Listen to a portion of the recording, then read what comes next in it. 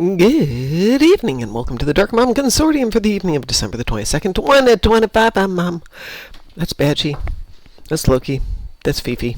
Not that you can see them, but they are down there. You can take my word for that.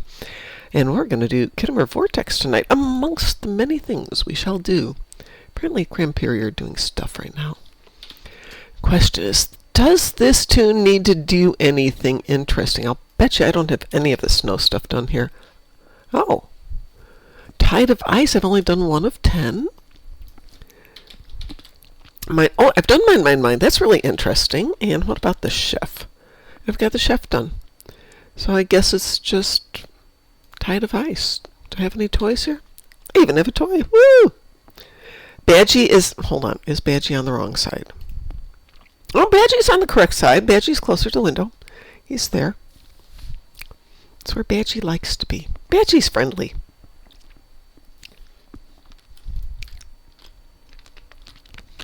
If Badgie was on that side, he'd be closer to the door, which means the camera would be pivoted this way, and you'd see out into my really messy hallway. We don't want that. I have been sewing, so there's bits and pieces of sewing machine and fabric and my scissors, and everything's on the floor, so it's intensely messy. We just are not going to go there. Where is the Cramperia, I wonder? I have no idea. It's an invisible Cramperia. I guess we'll just wait for the... What's next? Snowball fight. Do we have any toys for... Oh, we have stuff for the snowball fight. Excellent. Excellent, Smithers. I hope everybody's having a great time getting ready for the holidays, if you do the holidays. No judgment if you don't. No judgment if you do, either.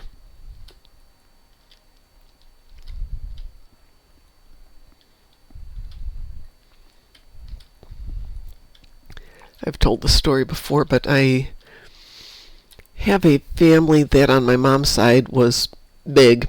This is an understatement. Big family. Big family. There. So Christmas Day would be spent with my mom's family. My dad's side of the family and my mom's side of the family lived in the same town. I think there might even still be some people there. So Christmas Eve would be this dinner over at my dad's side of the family. And it would be heavily oriented to alcohol. Lots of alcohol. And there'd be some food, usually very good food. I mean, my aunt was an absolutely fabulous cook. And very little for the kids to do. And as kids got older, it was not kid-oriented. And it wasn't really oriented for being able to go out and do things outside, even though my aunt lived near Warren Dunes. So around her house were thousands of trees. I think she had like 30 acres of land around her house. Absolutely beautiful. Because it's on the lake, you almost always had snow at this time of year. Even if it wasn't super cold, around 30 degrees or so, and you'd get lake effect snow, and she's only a mile off the lake. So it turned into snow, but the trees kept it from being bad. But nonetheless, did we go and do stuff in the snow? No! That wasn't going to happen. So we did that, and kids kind of grumbled, but, we got a few presents. And the adults just shared alcohol. Somebody give somebody a bottle of something. Somebody else would give somebody else a bottle of something. It wasn't very exciting. Next day, though, would be at my grandmother's house, which was about a mile further inland from there. And we'd have all of my mom's sisters and their husbands and their kids and people I didn't really know, but, strangers we'd picked up along the way who would be there, and it'd be like 60 people in the house. Very small house. My aunt's house, very big. Could accommodate people. My grandmother's house, not very big, and we all jammed in there, and it was an adventure, but because there were so many people, the emphasis on the kids during the day was go out and play in the snow. Go. My uncle would sometimes throw us in the car and take us out to Warren Woods, and we'd go hiking around, and I remember Warren Woods as being more trails and easier to figure out where everything is.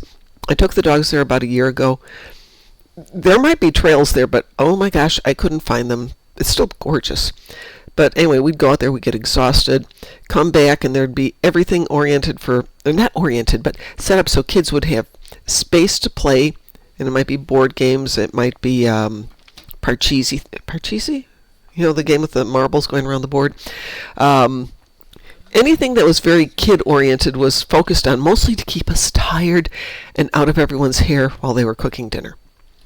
And then around 6, 7 o'clock at night, this is on Christmas night, Santa would show up. He'd knock on the door, drop a big bag of toys and other gifts, and run.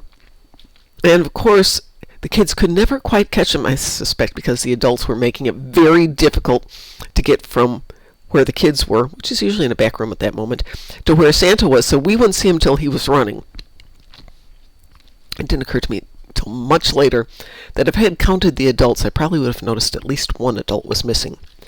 And then a few minutes later, somebody would come back inside from the garage. Oh, I missed Santa again this year. Darn it. And it always changed. Every year it'd be somebody else who missed Santa, so we never put it together till we got a little bit older. And then we would open presents for a ridiculous amount of time. This year, we're having a meal. And that's about it. I have some little presents for my kids to open. My boy to open. And I have presents for the dogs. They don't know about them. Hopefully they're not listening. They're both sleeping. They're not paying any attention.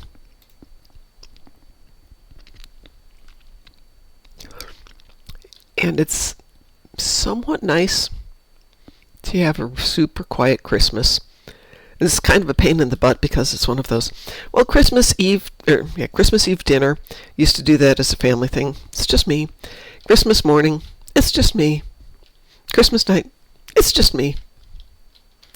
And this is not me complaining, it is what it is. But the times, they have changed. Oh, I see somebody else is here. Okay, fine.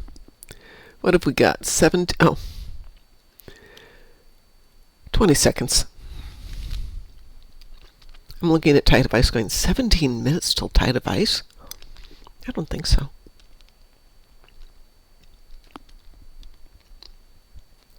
We will be doing Khitomer Vortex twice. Really? Oh, now we got 2 minutes until the snowball fight. That seems to take forever to start this up. We need more interstitial stuff like on Ryza. You could always go do a really quick archaeology thing and get it done and bank it. I suppose I could see if I've got a race to do or something like that. The 3-minute ad is starting. Perfect timing, right during the snowball fight.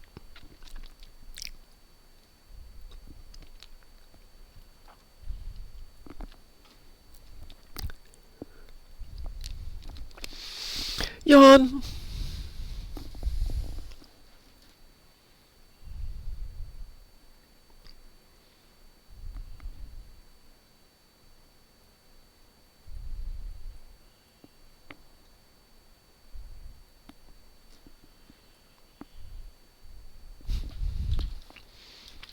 There's a whole bunch of us here, so this shouldn't last too long. So what have you guys got planned for Christmas? Or holidays, or whatever you're doing, or not doing?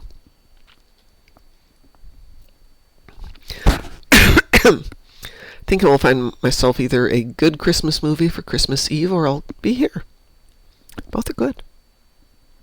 Or maybe both. I mean, Christmassy movies, and yes, Die Hard is an official Christmas movie. I saw a list of the top 25 Christmas movies. Die Hard is on them. Playing games, good for you, Satalia.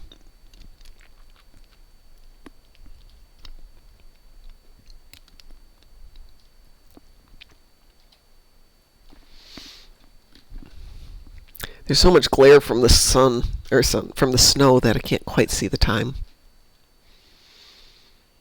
Now we're down to 9 seconds. We're supposed to have rain tomorrow, but it's going to be hovering around 32 degrees, so we might wind up with snow tomorrow.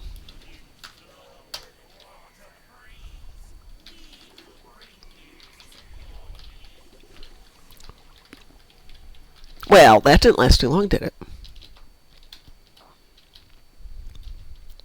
Let's see if somebody already got this one.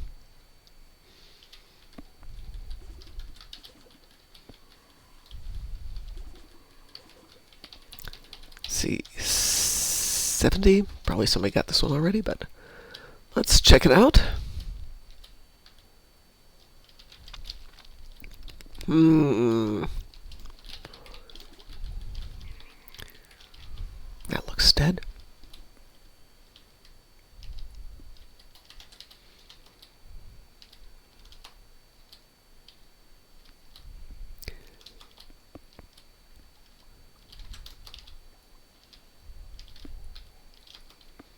What are we down to? 98, 99, 90. Sorry. They're all dead.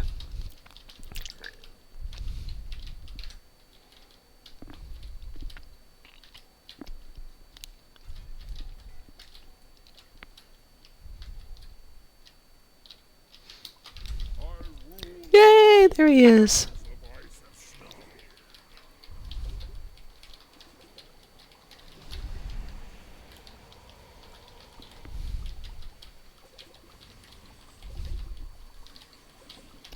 I do like those shaved ice gateways and whatever the other one is.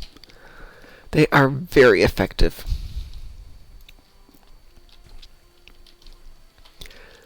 So what would be a good Christmas movie, aside from Die Hard, Die Hard being a fine Christmas movie, though I suppose if you're not really picky, Harry Potter movies could also be Christmas movies. But they're not the same.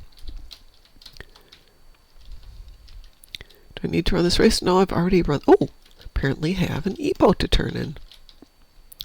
Candy Striper. Let's go turn that guy in.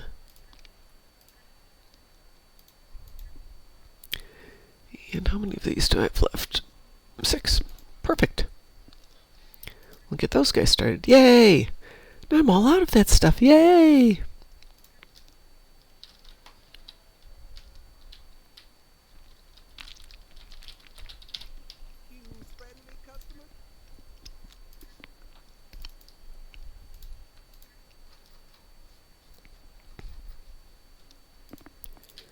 Monos is not a Christmas movie. I'm not sure what Monos is, but it's not Christmas. I suppose I could watch Generations. That's mildly Christmassy. It's got some Christmas-esque stuff to it, and it's Star Trek.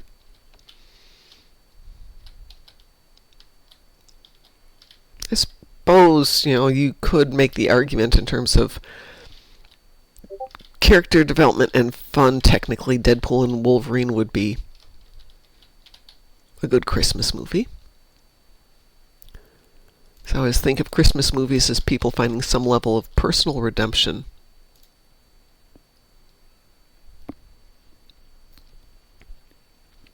Of course, there is the Patrick Stewart Christmas Carol. That would be good.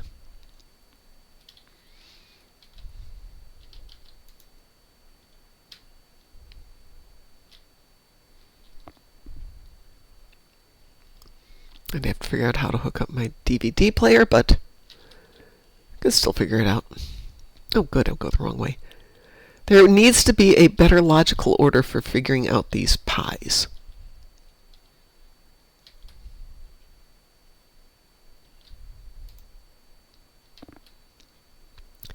There's only Mom here tonight. It's just me so far. So for once, it's not me missing the mic settings. Taz was visiting with his dad, so I haven't talked to him. Chris, I think, still has to work tomorrow. Might see Pie later tonight, though. Or we could see What's the Hell. Hey, how are you? In order to talk to you. What? Graz, yes, I know we eat the small pies, but I'm moving to the small pies, but all of a sudden my character's like, no. We're just going to pick them at random just to make you crazy. Let's see how many I ate here. I'm finished. How many pies did I eat? 12 pies. That Jem'Hadar metabolism.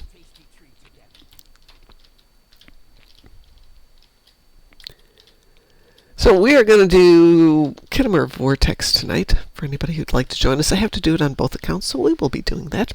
By the way, Satalia, can you hear Graz? Or sorry, not Graz. What's the hell when he talks now? You should be able to. Testing. Yeah, I can hear him.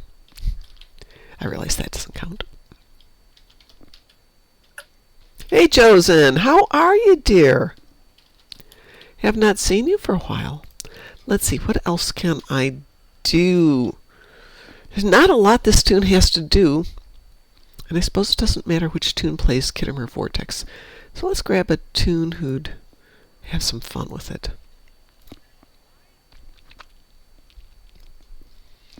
Who would have fun? What is Kumquat flying these days?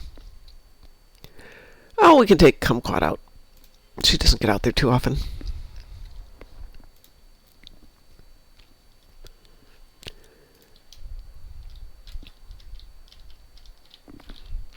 Wonder what she's got. Oh, she needs to clean out her inventory. She needs to clean her inventory. Wow, what a statement from me.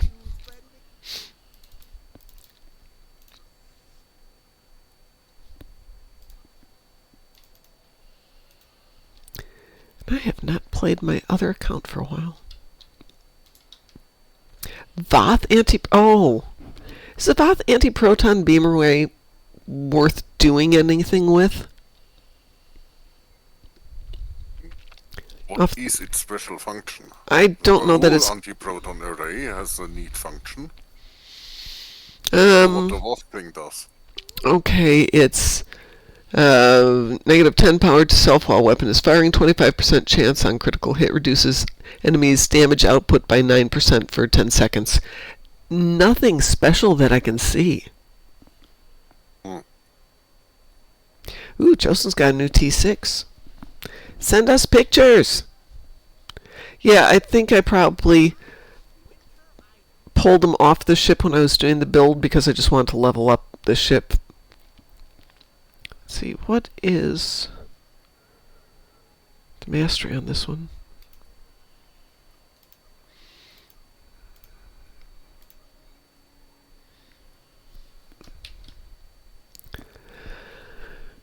Enhanced ord repair.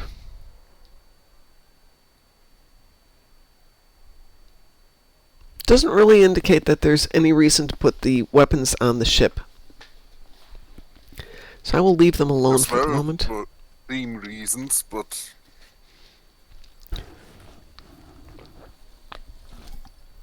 Yeah, I'm just not seeing anything that's remarkable in them. There's also a cannon. Let's see if there's anything with the cannon. I mean, it's a lot of AP damage, no doubt. But I don't see anything that's really unusual about it. Put twinkling lights on and put some phaser arrays on and some Tetrion and some plasma. Let's see, I've got 429 AP damage. Let's see what else we've got up here.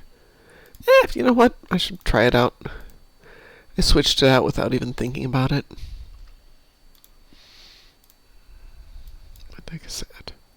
Phaser with the systems lockout, system stun is always nice.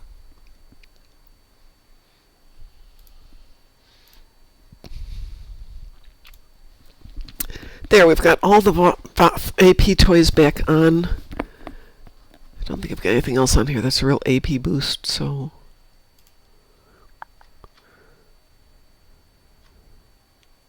There aren't that many special consoles or such that have a AP boost. There's actually more than you would think. I have a build, I don't know if it's still put together, but we found like 9 consoles that had some form of AP boost in them. Making, at least at that time, it was my most effective weapon, or effective ship out there. Not so much anymore, but that was 2 years ago. And DT helped me do a fun, pretty basic one, but just weird little things that were nice on the AP. I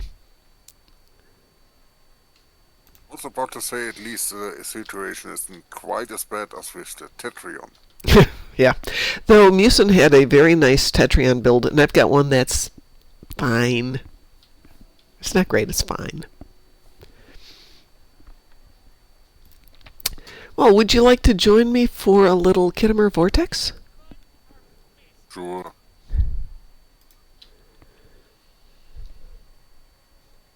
I am on my clink though, should I relog? Probably be easier, unless we can get 5 people who want to join us.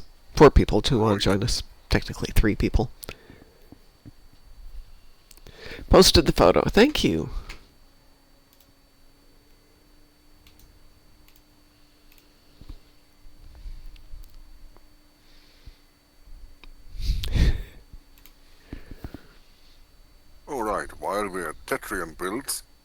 Oh, you're doing a If all tetryon? is well.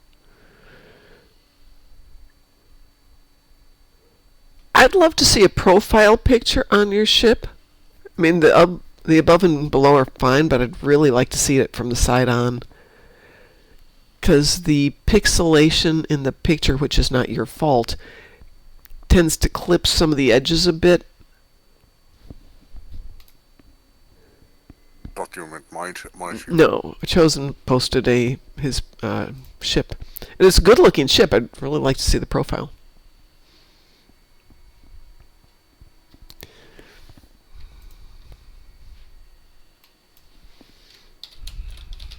Oh, I'm in a legendary Odyssey. That Odyssey variant is, well, fairly well known.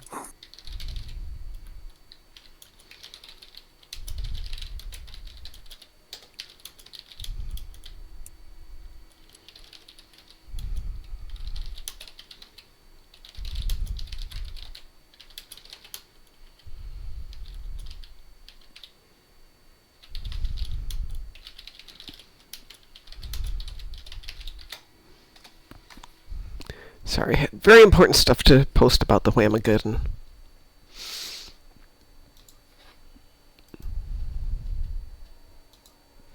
Anybody else? Yes, Natalia, I sent that out to you.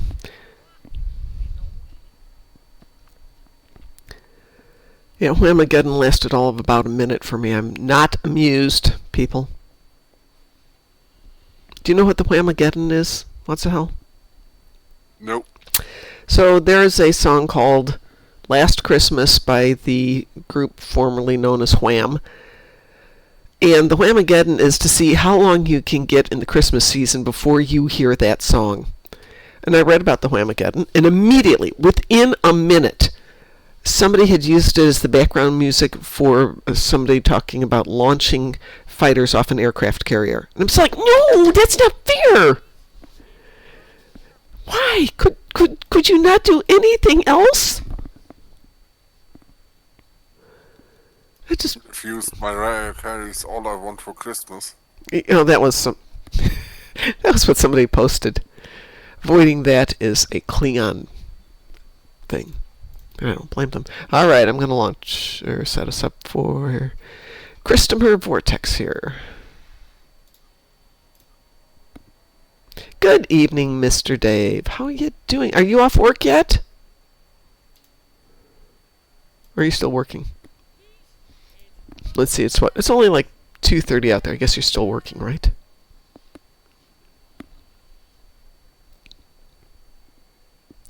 Yeah. Spend your dilithium and rep points for you? Sure, no problem. What would you like it to be towards? A better ship? Weeboo? Wee-woo. You want like an amazing ship, Mr. Dave? Because I guarantee Taz can help me build you a ship. Actually, probably everybody here could build you a better ship than I could.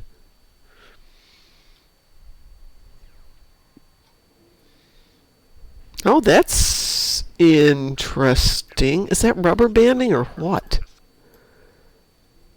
That's a really weird effect. Oh, anything that makes your character better or the fleet better. Sure, no problems. Speaking of the fleet being better, do not forget this Saturday we are having the holiday party, which is actually going to be 3 parties. There's going to be one from 8 to 11 a.m. Eastern Standard Time, one from 1 to 4, and one did I say 8 to 11? Sorry, 7 to 10, 1 to 4. I sent out a message about it. I have no idea what I sent out. I only send messages. I don't actually pay attention to them. Let's see if I actually saved it. Nope, I didn't save it. I'll have to go and find my own messages. Gosh darn it. But yeah, we have 3 parties. 1 in the morning, 1 in the afternoon, 1 in the evening. Each is 3 hours long. Hi, Lexers. So in theory, there should be time for everybody to come play. Whether we do spacey stuff or ground stuff will vary, and I have no idea what the weekend event will be. But I suppose I could go look.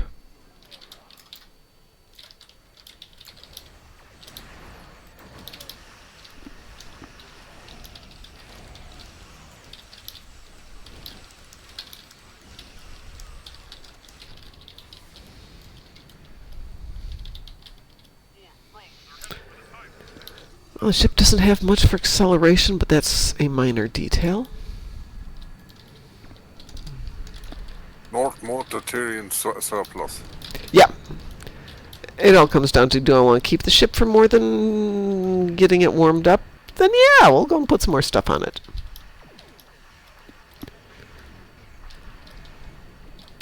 I will say that weaponry is unimpressive. I'm not even putting a dent in probes. Want to keep it at anti-proton? I might as well put the Lucari anti-proton. Yep. For pretty rainbow colors. Yeah, I can go for pretty colors.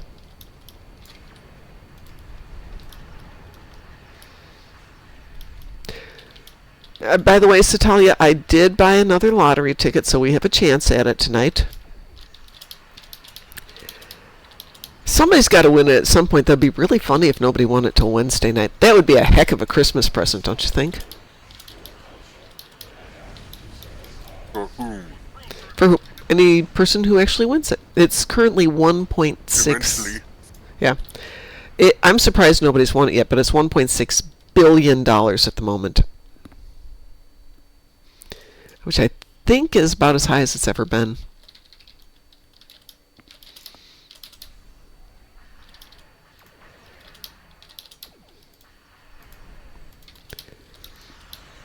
And I honestly don't know what I'd do with all that money. I'm sure I could figure it out. Don't worry about that, but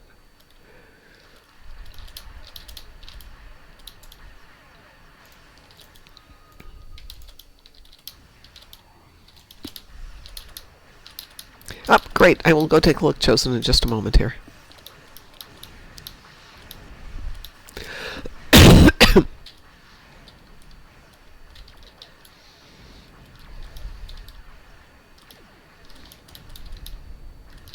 Yeah, Grouse would help with all our bills. You know what? Save and kindly die.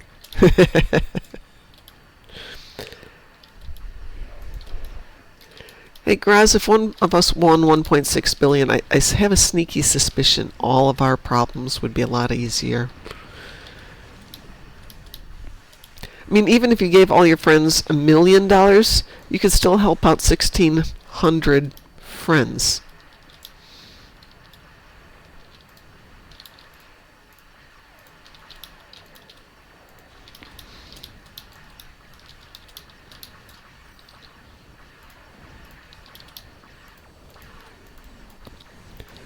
Go.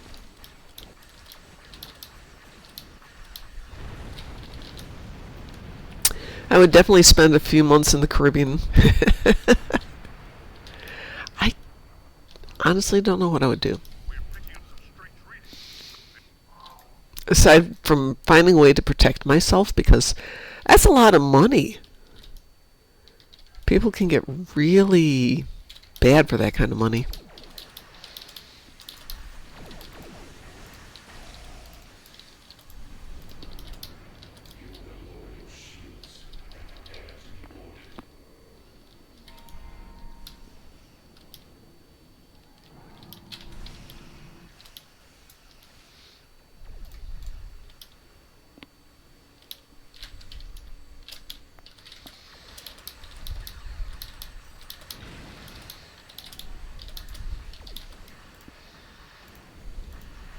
Actually, in some ways, that'd be the worst day to win it would be Christmas Eve. Because you can't go to the bank to put it in a safety deposit vault until 2 days later. No banks are open. And if Trump actually enacts the holidays, it means banks wouldn't be open until Saturday. Ew, that'd be scary. How would they then get the money to you? And would they be able to get the money to you in cash form? Only if you're stupid. I suppose you could request it, but nobody in their right mind would want cash. I mean, that's a lot of money. Very much doubt that would be possible. Well, no, but You are going to get your money, the Yeah. office would say. you're going to get your But money. we're not making it out in cash. Yeah, That is pretty not much. going to happen. Yeah. So I would say that people could either take a one-time lump sum payment, which would be transferred to wherever, or you can get an annuity, which is 40 years of payments to wherever.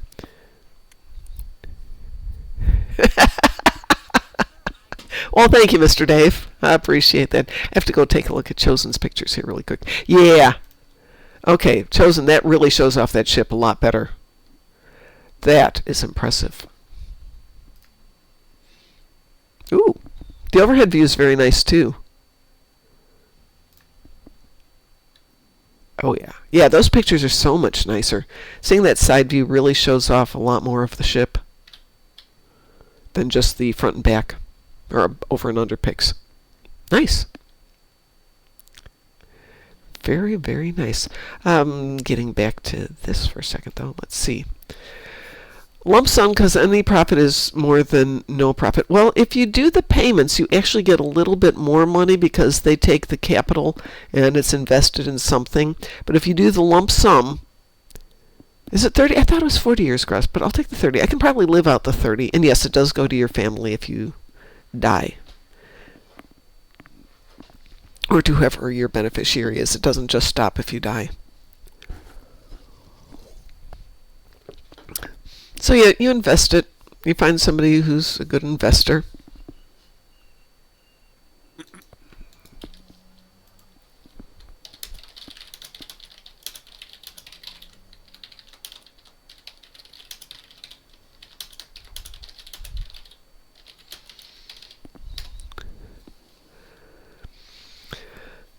We can buy Stowe. Oh yeah, absolutely. Mr. Dave, Stowe went for what, 30 million, 50 million, something like that? We can buy Stowe. We can make them do new servers. We can make them do upgraded everything. We can have lots of fun. And we'd still have money left over. And we can all go out and buy the ships we want, Here, a ship for you, a ship for you. Everybody in the fleet gets, an R&D Infinity ship.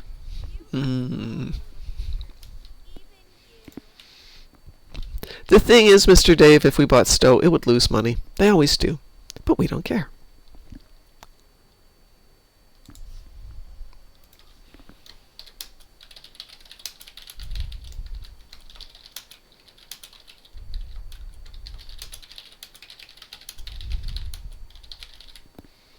Right.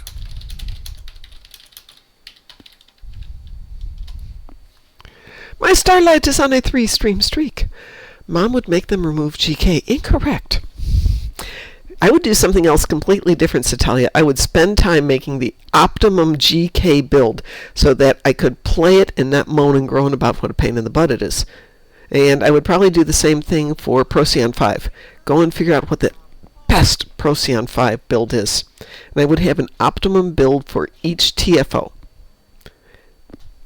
Let's see. Lexers wants a mid-sized private jet with a shower. You probably could get that. Also kick you. Fine. I will kick you. There you go. Oh, no, I made you squad leader. Sorry. Oops, there we go. Kick from team. That's better.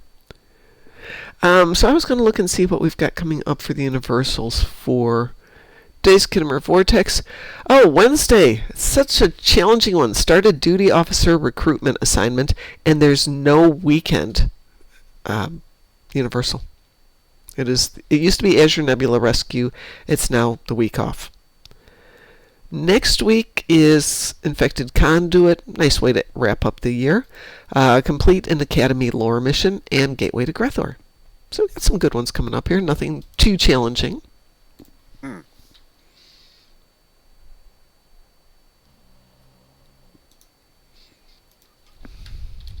If you won the lottery, you could make them fix Azure Nebula. I'm sorry, say that again? If you won that lottery, you could make them fix Azure Nebula. Ooh, I could. I could do that. I mean, it's only defective in the advanced version. If you play normal and elite, you get the marks. But if you play advanced, you don't. Is Guillotine in the Endeavor rotation? It is not. I could fix the Endeavor rotation and get rid of the things that nobody likes and put in things that I like. Which is, after all, the name of the game.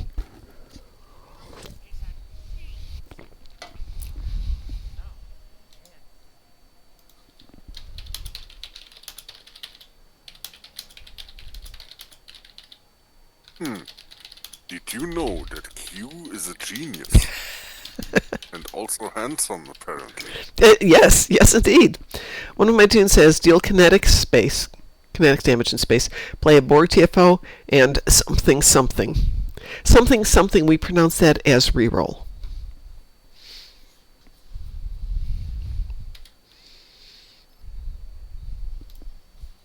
Is it like the 3 Lucari TFOs? Oh, God.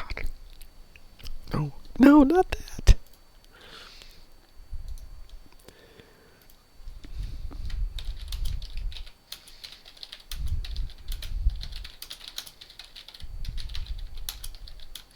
Come on, Krampiri. Let's see, if Mom wins the lottery, she'll buy more in-game stuff and her inventory will be forever cluttered. Yes, but at the same time, oh, what am I doing? Okay. Do I have a winter weapon? Do I have a winter weapon? Oh, good. I don't have a winter weapon. Where am I? Fine. I'm gonna run up there and get stuff. How old are your nephews, Lexers?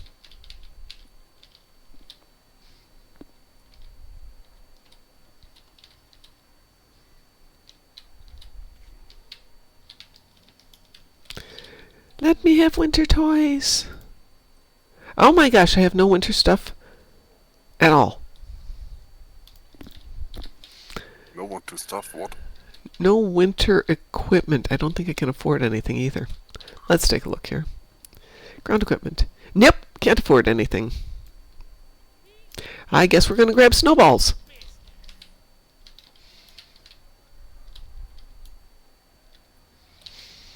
This is not a tune that I play for the winter very often.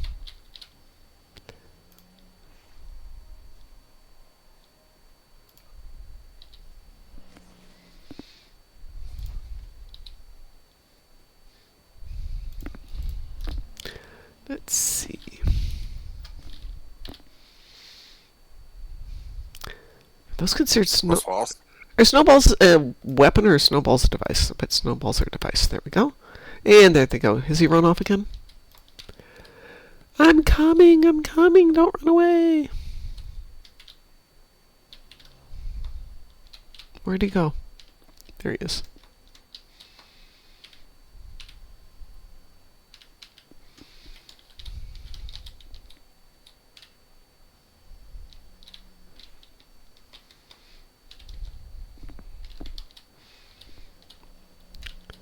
I found an error in the duty officer pack. Which one? And yes, I'm sure there are plenty.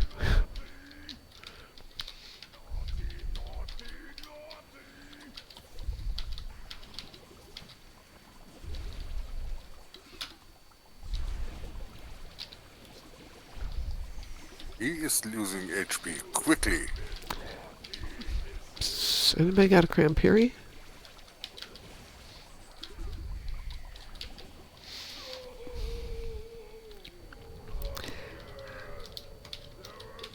I will look after this fight, Chosen.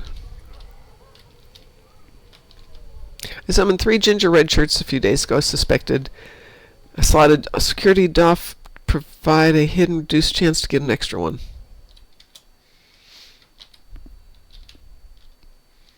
There it is. Take care, Lexers.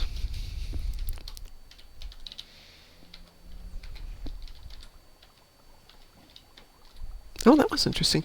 By the way, Satalia, I have not yet been able to get the double fish, but I'm doing the Klingon ice fishing.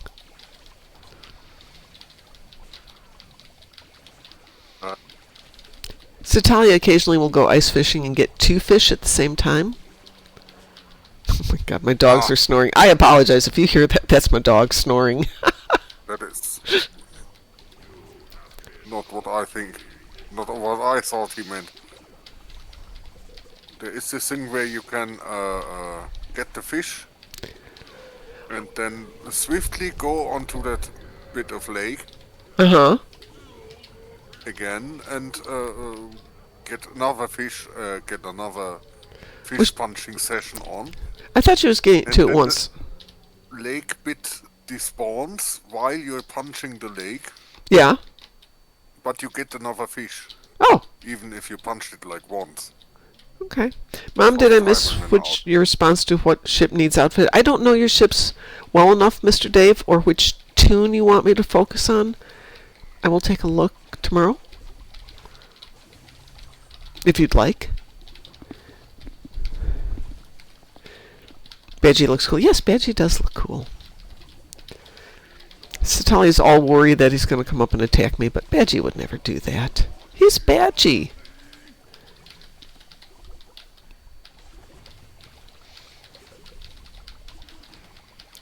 Maybe I'll do an all in blue for next year and have Badgie and Goodgie.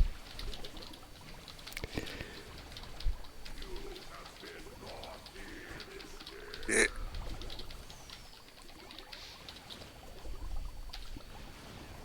It's interesting, when you pick up snowballs, there's always one that goes to a different position.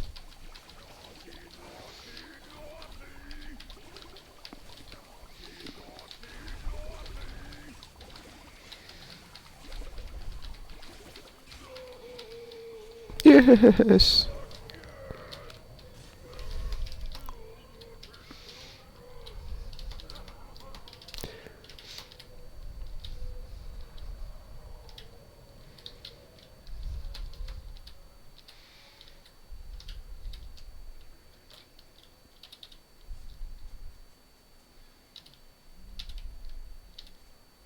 One thing I noticed is that the Crampiri generally doesn't attack you if you're not the first person into the fight. So if you're like me and you come in way late, he tends to ignore you. Oh. He's thoroughly defeated. Oh, goodness. I got what you did, you. I got 6 target earmuffs. Speaking of, was there a prize today? What are we? We're on Tuesday, right? There was yesterday's prize. Yeah, but it'd still be there today. There was. Rum, buttered, hot. Yeah. I will take that. Let's see, I don't see why Captain Janeway doesn't like Jerry Ryan. Captain Janeway probably doesn't care about Jerry Ryan. If you're meaning, what's her name? Kate Mulgrew. I guess she didn't like her when she first came on because she saw her as being there more for TNA than for adding to the show. But she was well developed, not just physically, but in terms of they turned her into an interesting character. They bothered to flesh her out. Again, boy, I'm just choosing the worst possible words here, aren't I? But great script writing, and she was able to act enough to be able to make the role work.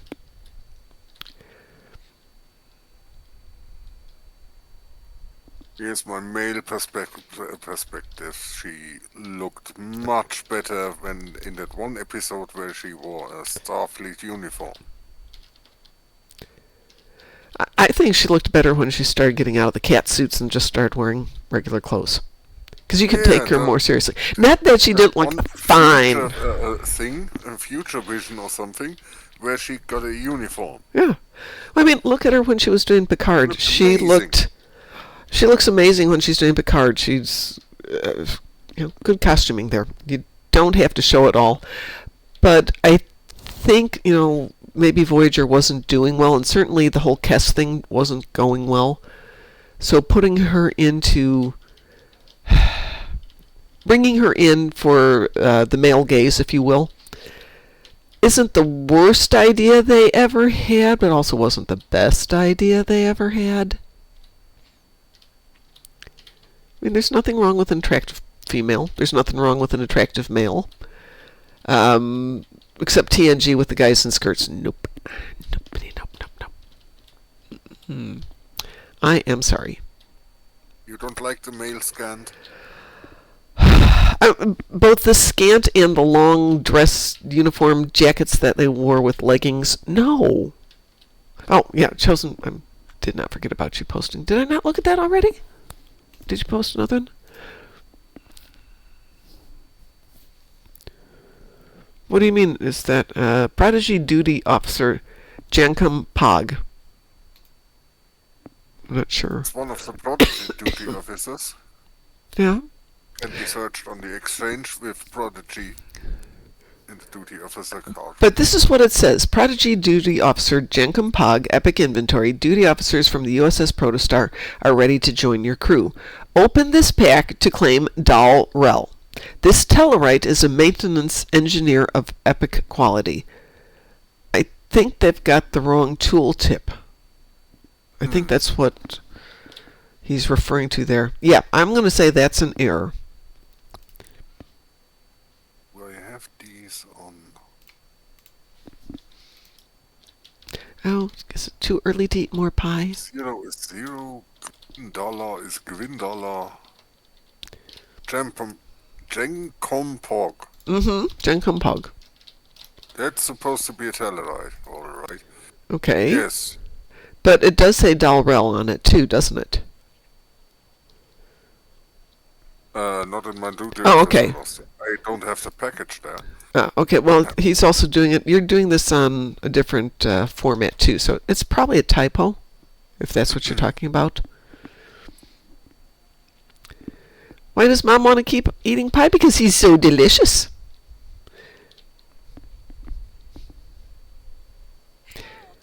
And because he keeps telling me that I need to come over there and eat Canal Sny. Xbox. He's playing on Xbox. So it looks like just a tooltip error there. I have a Pocket Crampiri that should make that. Pocket Crampiri. That sounds cool. Should make cones of contact rather short. So getting back to Mr. Dave and 7 of 9 and Jerry Ryan, the plan was, when Voyager first came out that first year, Neelix was going to be the breakout character. That did not happen. So they're kind of scrambling, well, what are we going to do? We need a character which is kind of the non-human character that is used for the viewers to be able to reinterpret and examine morality, politics, and ethics from a point of view of an alien. That's what Fish Spock... out of water perspective. Pardon? Fish out of water perspective. Yeah, exactly. That's exactly it. And He would then get several lessons on what it means to be human or some such. that, or for people to re-examine what they feel is human. But that's kind of where Gene Roddenberry was going with all of TOS. He used a lot of it from Spock's perspective, but also used other aliens to do it. But there usually is one stationary character.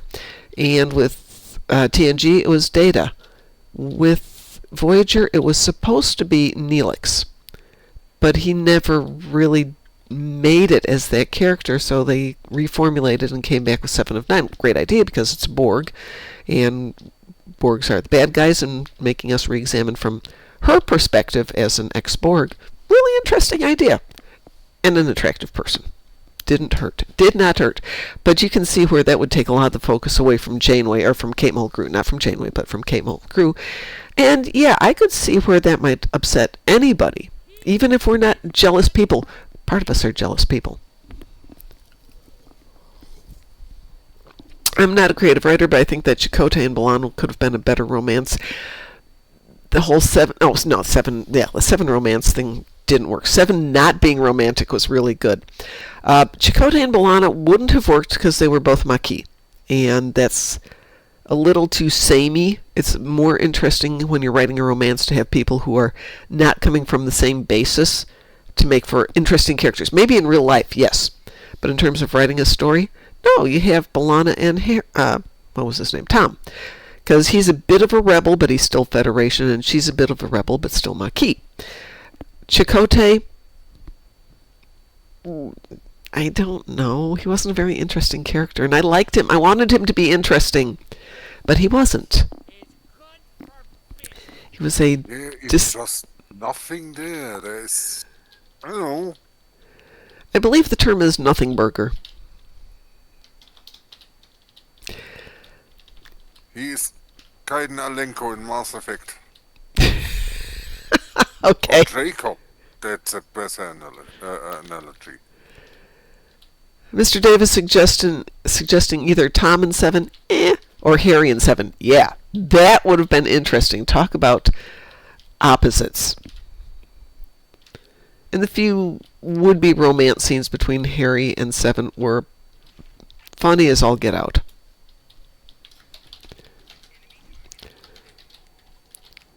Definitely the fish out of water concept. Poor Harry.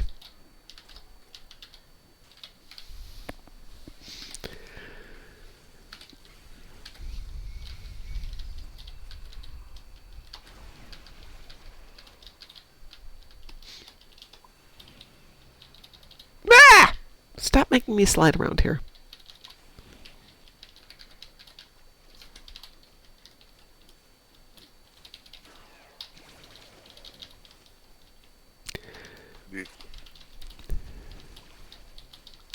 Why am I sliding? How annoying that is. Harry's still an ensign? Yeah, Harry's still an ensign. Poor Harry. I do know in the teaser trailers for Starfleet Academy, his name is up there as an admiral.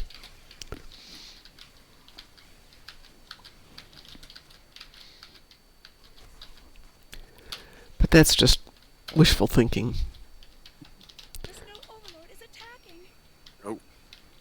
Nope, Snow Overlord is going to just have to deal with it. How about Seven and the Doctor? No, Seven and the Doctor was perfect. They played off each other so well.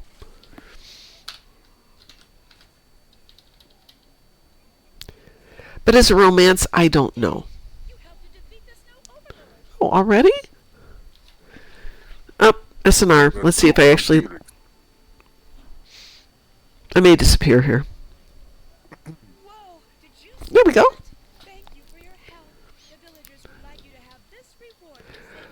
Well, thank you. Now I've got enough stuff to go buy something. The whole Neelix and Kes romance creeped me out. Yeah, it was creepy. That was a bit weird. Oh, yeah. Possibly owed to our own perspective, because in her race, she was a perfectly grown woman. Yeah. Yeah, that is true. But still weird. And it was, sorry, Neelix was kind of creepy when it came to romance.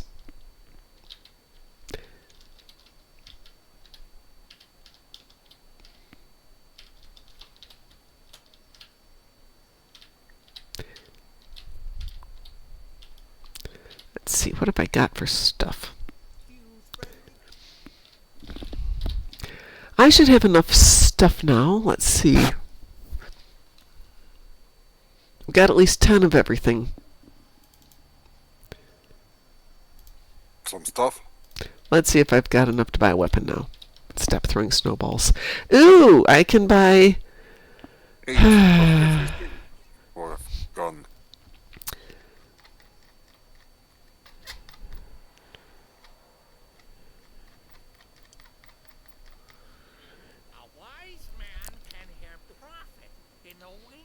I don't care about Wise Men and Profit in the Winds. None of the... Oh, hold on, it's Wonderland gear. That's why I'm looking in the wrong spot. Nope. 15 of everything. Oh, there's a few. There's a few, you're right. Alright, what would I like to buy? I did get the Red Riker on the last tune, and that was fun. The Candy Glass Ushan Tor. Like everything else, you never know what kind of damage it really does. Candy Cane Batleths. Snowblower Hail, the big one. Oh yeah, please do. Caramel Assault. I love Caramel Assault, yes, absolutely. That's my go-to. Excellent choice.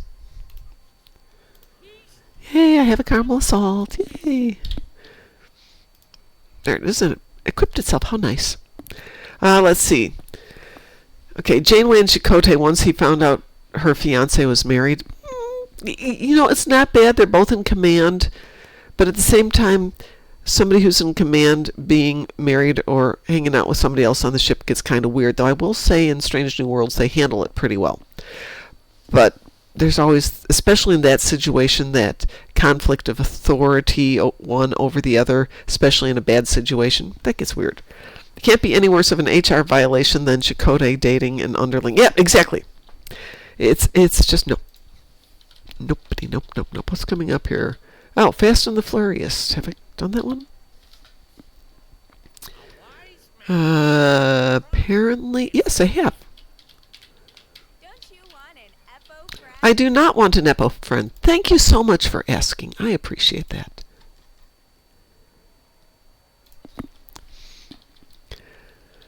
You do want Apple friends to stuff them into the machine for marks. Oh, do you think we could put them into the syrup-o-meter or the isometer for the cones of conduct? Goes in there, grinds them. Does a Fargo for us? Do you get the Fargo reference? That's what's a spicy meatball? No. Fargo is a town apparently not. in North Dakota, and there was a movie a couple of years ago called Fargo. And it's actually a very good movie, very funny. Works better if you understand how people live and work up in the Great North. But in one scene, you basically see a big chipper shredder and 2 feet or legs just sticking out of it. Somebody was attempting to get rid of a body. So that's doing a Fargo, putting somebody through a chipper shredder. Has to be a good chipper shredder, but yeah, they exist. It's like the ones they use for just shredding trees. Let's see, so I've eaten I imagine they come in all sorts of different sizes. Oh, yeah. So you can feed a 10-year-old fir tree through. Oh, yeah. Let's see, commercial chipper shredders. No, I don't want commercial, I want industrial. Oh, these are teeny tiny ones.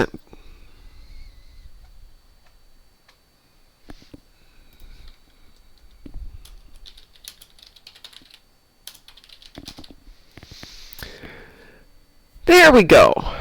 The Olnova Model 75 primary shredder unit, $600,000 on sale. Wonderful. Yeah. Get 5% off your first order. I do like that. That's very optimistic. Let's see. Powered by a Cat C 9.3B diesel engine, delivering 415 horsepower. Give me some metrics. Oh, there's a bigger one for just shy of $1 million. Do you And use that for? The smaller trees that you feed through that could be cut into firewood. Unless you're not making enough profit from the firewood. My guess... You have a huge operation, so that a slight difference in your profits would make it so that you fit $1 million machine in. Yeah.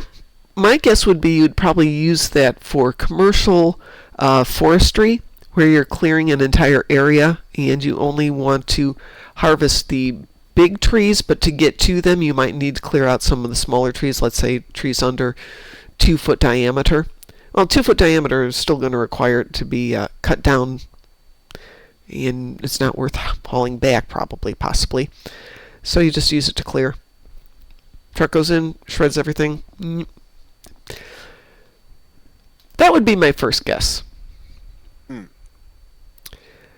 Other ones here are used for shredding scrap tires, green waste, construction debris for eco. Let's see. For timber yards, industrial chipper shredders are heavy-duty machines designed for high-volume wood processing, handling logs up to 10-plus inches. Blah, blah, blah, blah, blah. And then you go back to the commercial wood chippers, which are like little teeny tiny things. 10-inch logs would make for really nice firewood. Yes, it would. Oh, we're still in an ad. Let's see here. Let's see. It will be.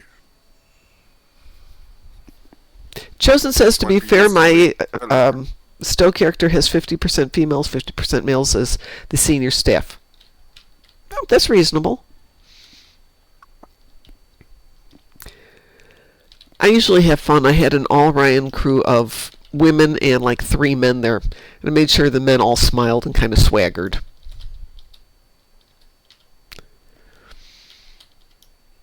And then I switched it to an all-female crew. Because, why not?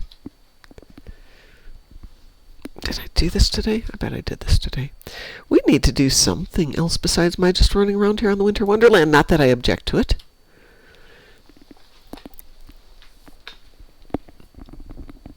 I do have another toon who can do Khitomer, but I can do him tomorrow, or her tomorrow as well. Won't be running away. Yep, the event will still be here, and I'm sure we'll find time to do at least one more Borg TFO. I think my other account's done. Oh, that's not true. I think my other account needs to do a Dreadnought. When we're done here, I'm going to switch over.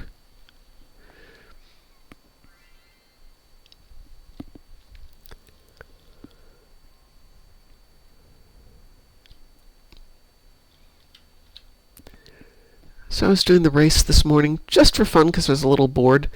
And it's a toon that had no buffs, no nothing, no run gun, just, the regular toon. And she still won. I have no idea how, other than maybe the other characters that were running fell off the map or something. It happens. It's probably... There's some Juice Gem Hadar with Black Alert Triple and also random armor and all that, and flew the map in the first curve. Yep, exactly. I've flown off that first curve a few times. More often I do it towards the bottom. Now we have 2 cats that ran past me. Yeah, that other cat is juiced up. I usually miss it on that corner right there. I clip the corner and go out of bounds. Well, that first kitty cat isn't me. Let's see if they went out of bounds. I don't have to hurry. Yep, she did. He or she or it did fine.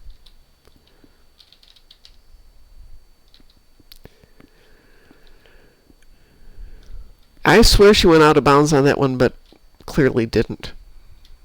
Did you get third? I get third. Okay. I didn't see the flag disappear. Go, yay, that was exciting, yay. I'm going to switch over to my other account, so give me one moment here. We'll do this the easy way.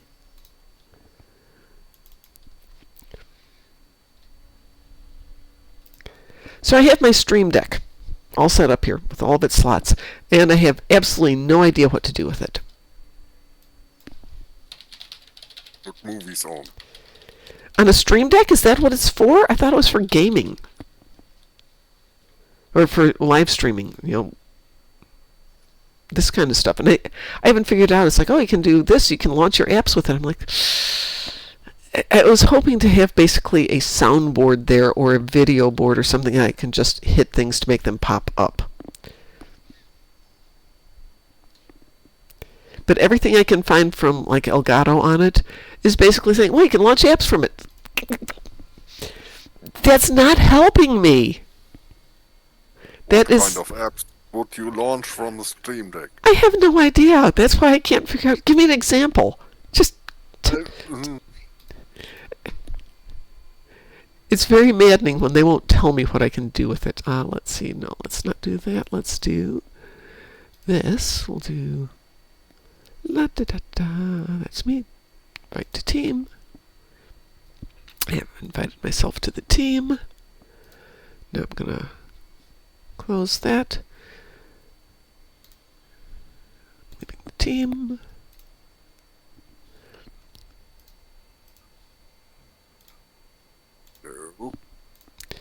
Where? And you guys should be able to see that now. Oops. And now you're Complicatus. Yes, I am on Complicatus now.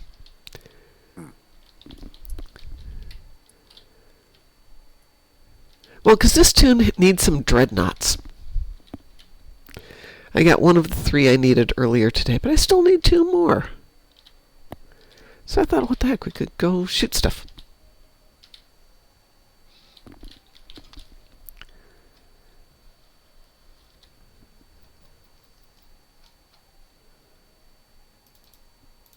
What kind of dreadnoughts do you want to murder? The kind that need to be killed. It's just an excuse to play the Pretty game. much all of them. Yeah, it's always an excuse to play the game. Let's see. Don't need anything there.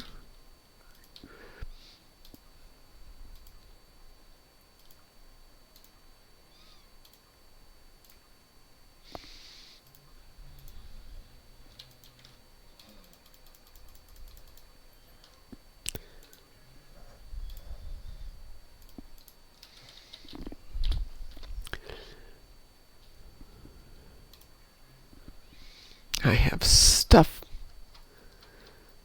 And I don't have enough room for all my stuff. What a surprise.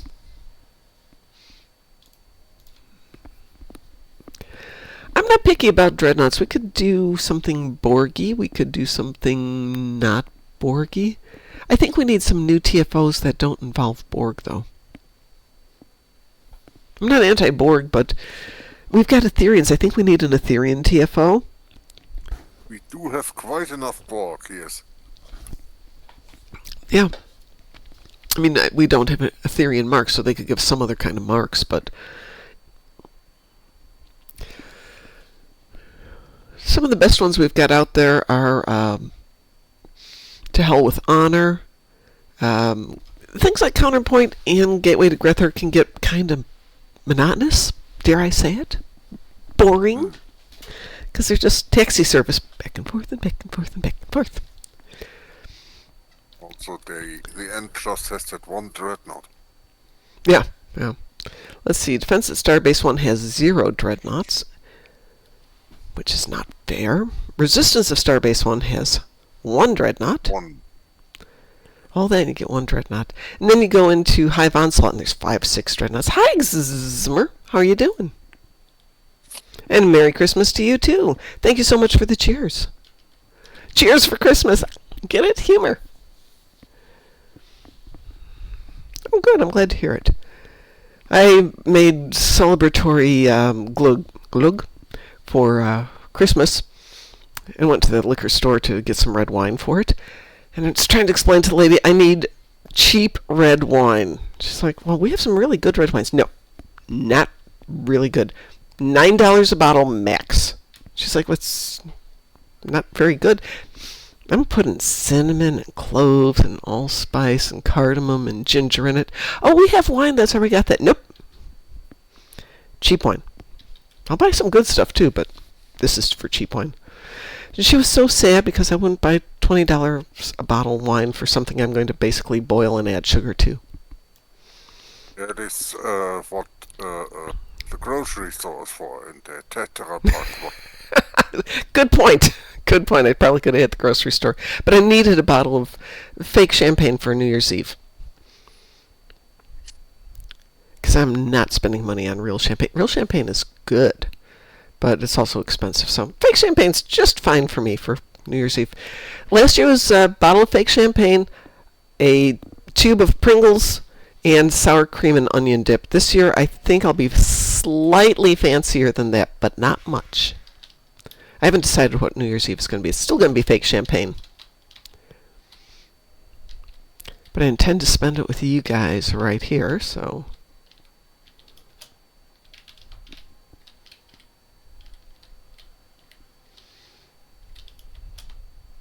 Christmas Eve I will be working, Will you?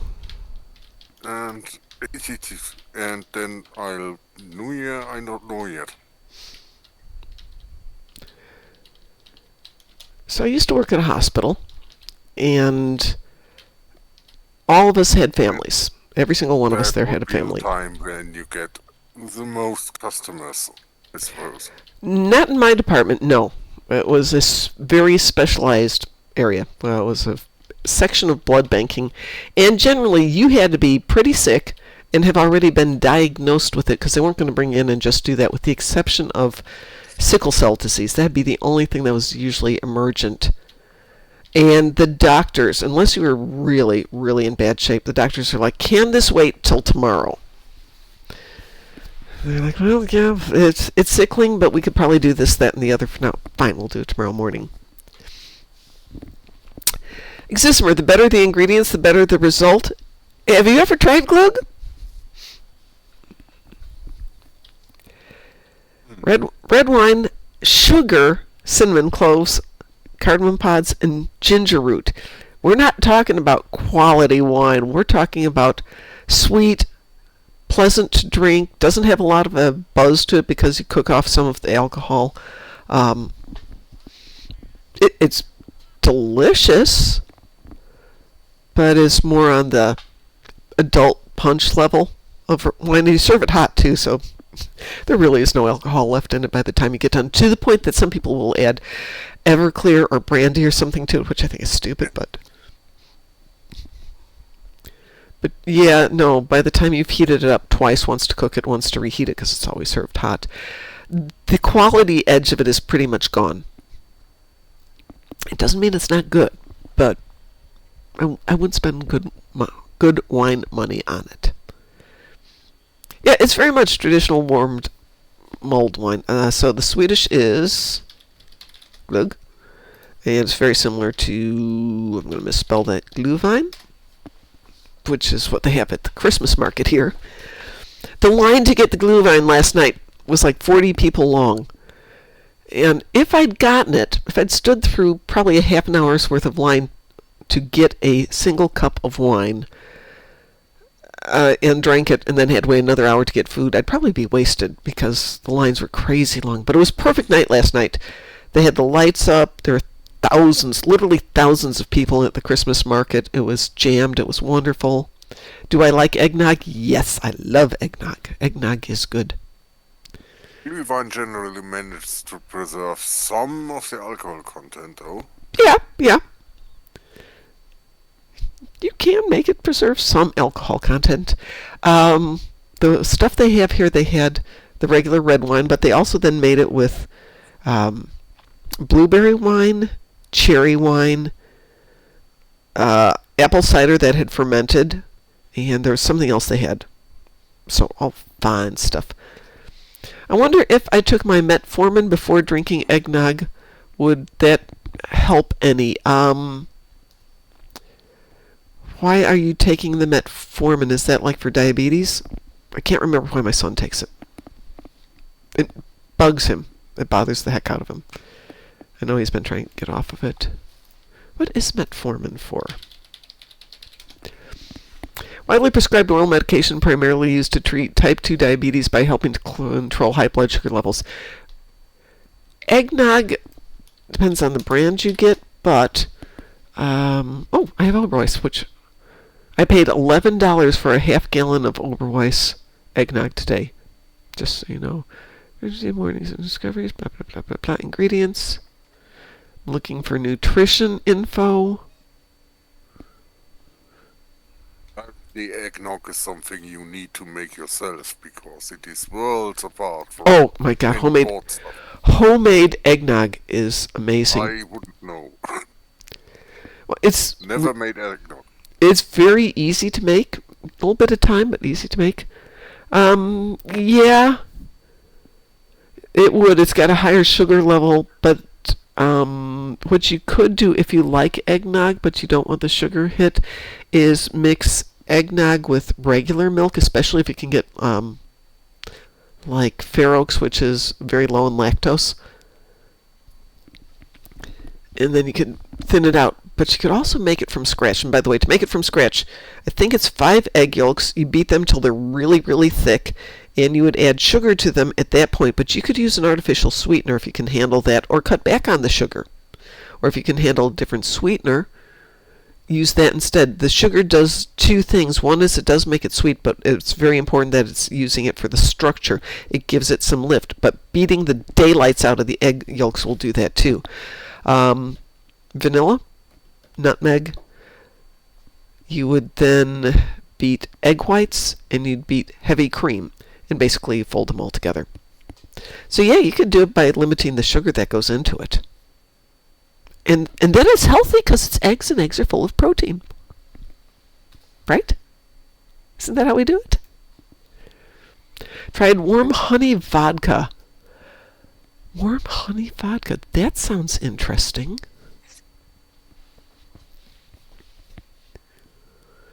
Recently had cheese with honey at a restaurant, which was not something I would normally have thought to eat. But it was quite tasty. And of course, yesterday while I'm at the Christmas market, I saw the line to get the raclette. Like 2-hour line to get raclette. And I'm looking at going, I could just buy some raclette. I've got a raclette oven. And I don't have to stand in line. That is something I did make myself. Oh, I yeah. like it. Raclette's good. And it's easy. I mean, you don't have to get fancy. You can just put it in a frying pan, like get all nice and bubbly and hot. And if you really want to have fun with it, then you put it under the broiler for a moment to get that nice kind of brown on the top of it. So here's the question for you, What's Hell. Do you use yours on bread or do you put yours on potatoes? Great. So the first time I had it was in Switzerland, and of course it's always on potatoes. So we get to the market here, and they have it on bread. I'm like, well, that's interesting, and it's very good.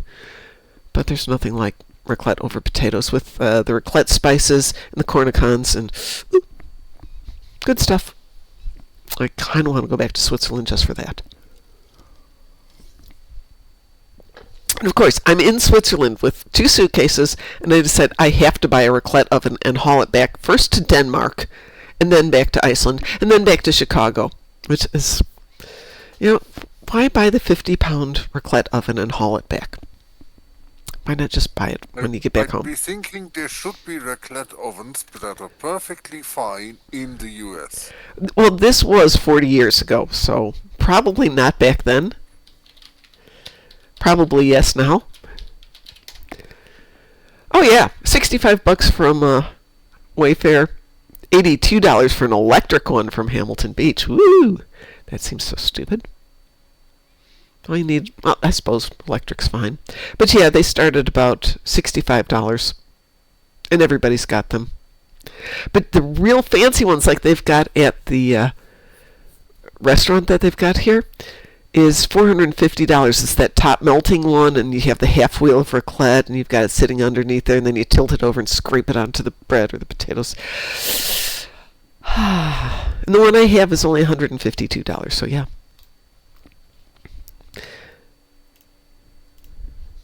Chosen has gone off to playing DC Universe Online right now. Good for you. Oh, raclette is still... hold. Christomer, were you talking about the cheese with the honey, or were you talking about the raclette? Because they're both good. But I think they said it was mozzarella, and there's no way it was mozzarella cheese. I'm going to say it's closer to a raclette cheese. Delicious, melty, nice and brown, and then they drizzled honey over it. It was good stuff. Good stuff. Hey, I need to do Khitomer Vortex again. Would you like to play Khitomer Vortex again? Sure. Would anybody else like to play Khitomer Vortex? Christomer, there's nothing wrong with food. Food is good.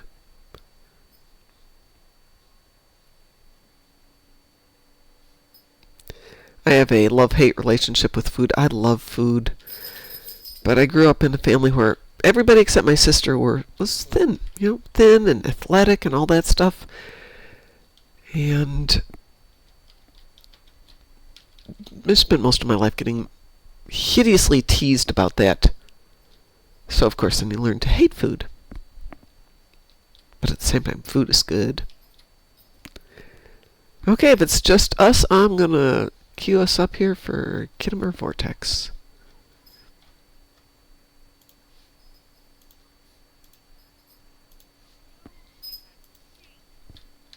Speaking of food, I want to get Brussels sprouts because I wanted to do my late sister-in-law's recipe for Brussels sprouts with bacon and almonds.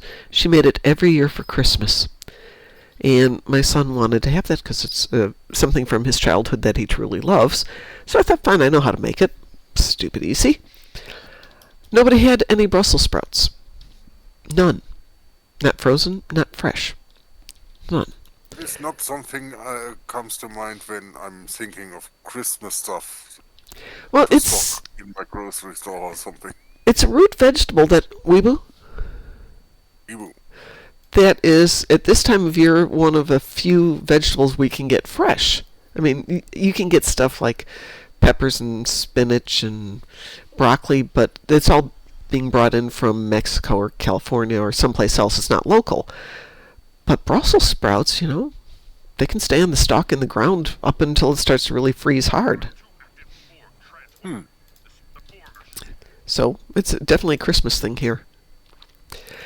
I am thin and eat a lot of food. I have a difficult time putting on weight, and not generally in a good way. I will never get to a healthy weight. I am sorry to hear that. Sometimes our bodies are evil. Anyway, so not only could I not find Brussels sprouts today, which really annoyed the heck out of me, I went to 3 stores and I found one container of eggnog left. So I grabbed the last one, of course. And then spent some time on the phone talking to my son about, well, what if I make traditional Greek spanakopita for Christmas Day? He's like, oh, that's fine. We can do Brussels sprouts when you can get them again. We have very weird, eclectic Christmas dinners. Family's Christmas dinners consisted of potato salad and sausage. Is that traditional? That is tradition in my family. Okay.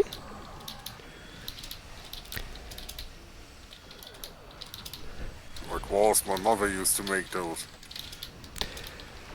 My family used to eat at my aunt's house for Christmas Eve, and it was always a fresh pork, so like a non-preserved leg of pig. Really tasty. She was a great cook. The next night would always be roast beef at my other grandmother's, same town, other side of the street. And then a couple of days later, we would have food at home with my mom, because she wanted one day of Christmas that was enjoyable for everybody, and she didn't have to stress out. And it would vary, but she'd usually make like a seafood casserole or something like that, which everybody said they loved, and I found out after my mom passed away that nobody liked it at all. But they didn't have the heart to tell her.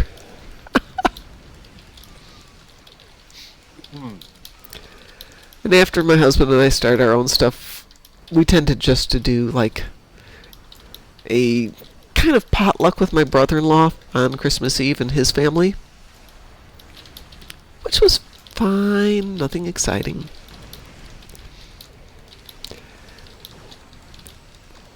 And then Christmas dinner would always be a standing rib roast at the house, but there's only 3 of us, so it'd be a very small standing rib roast.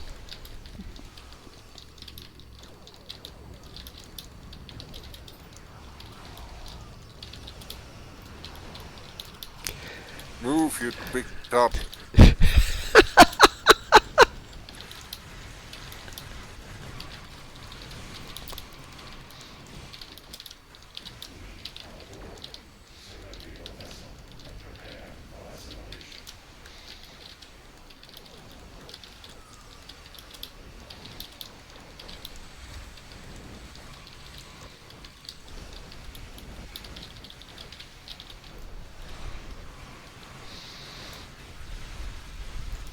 No, I need to go get those probes. Thank you very much.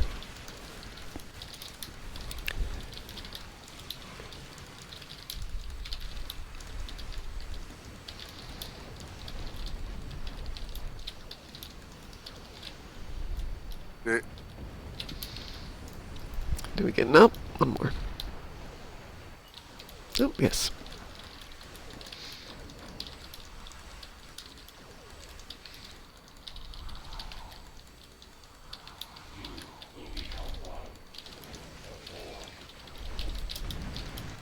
All right, I guess we got some dreadnoughts out of that after all. So what was the other? Oh, the first one. That was it. So then there'd be 4 dreadnoughts in this?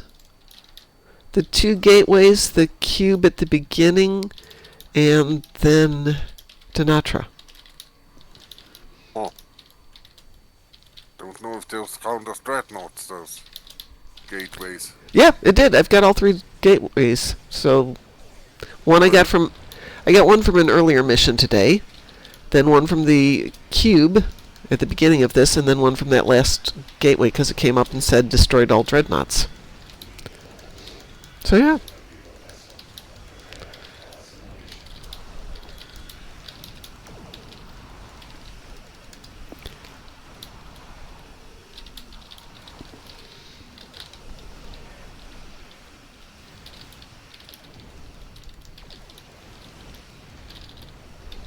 those trolls going?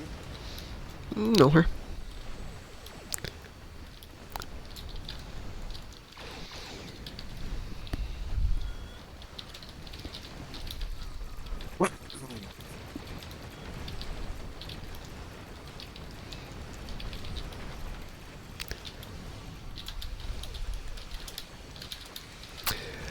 Chosen says, still haven't decided on a canon hero suit for his tune in DCUO. Now you're out of my area of any knowledge whatsoever.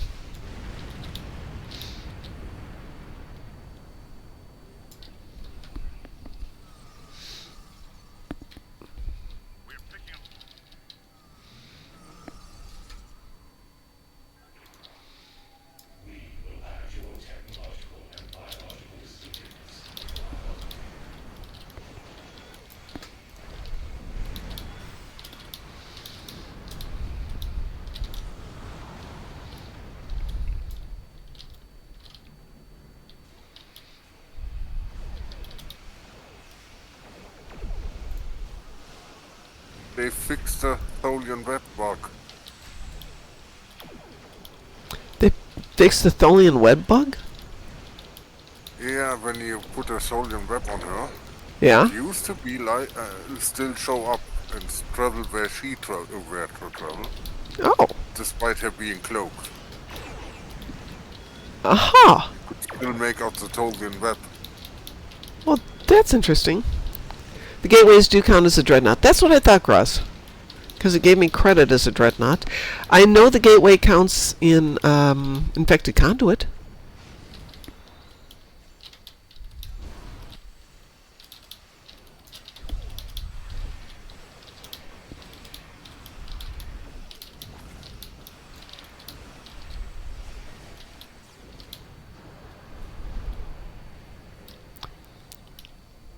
You are right. I threw a Tholian thingy on her and she's there, but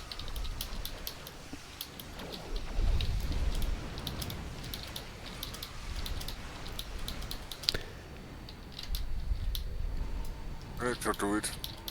oh yeah, she's down. I'm just gotta take care of these guys. So Graz, where are you tonight? Working? Having a real life?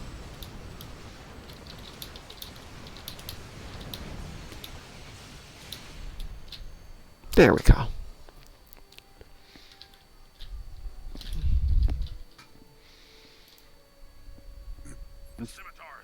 Man, I don't need either of those. Yeah. Escape pods, blah. Blabbity blah, blah, blah. Escape pods, situations grim. Been there. Beware, naughty children. The Vampiri has come for you.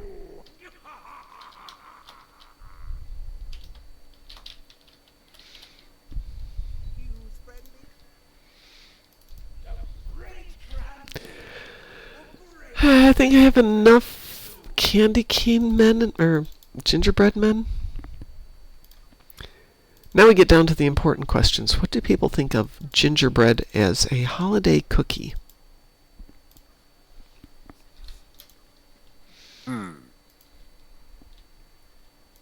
Ends on the gingerbread, so I like it rather soft. So gingerbread, where the heck am I? I am confused. I think I beamed you here. You beamed me here, but... Vampiri. Oh, okay, now I know where I am.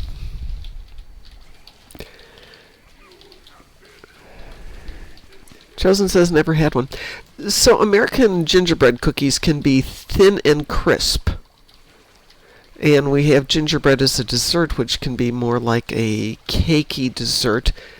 And then if you really want to go in between the two, there's the equivalent of Lebkuchen, which is, at least the way I have it, tends to be a little firm on the outside, but fairly soft on the inside. Like the gingerbread cake Oh yeah. equivalent. Yep. If I can get it, it's delicious. Oh, this one needs stuff. I can get it, I eat enough of it so that I get heartburn, and then I have enough for the year. It's all that ginger. So good.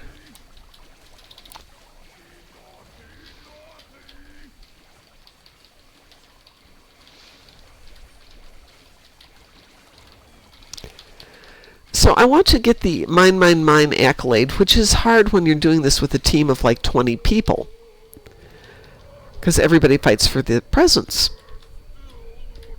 Everyone wants the same accolade. Right. So I keep thinking, well, maybe if you play it solo, you find the instance where you're the only one, but then you don't have enough firepower to effectively take out the Crampiri. So he doesn't drop as many presents. You don't need to take him out, you shoot him, and eventually he will splurge out his presents. Well, generally he'll drop the presents if you take out the tortured elves. There you go, see? Oh. There's enough people here where everybody wants the presents.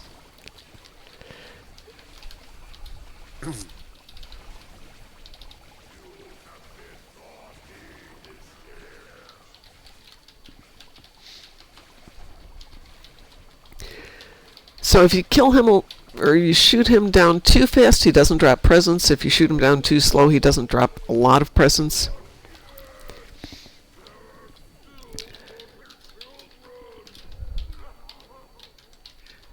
Yes.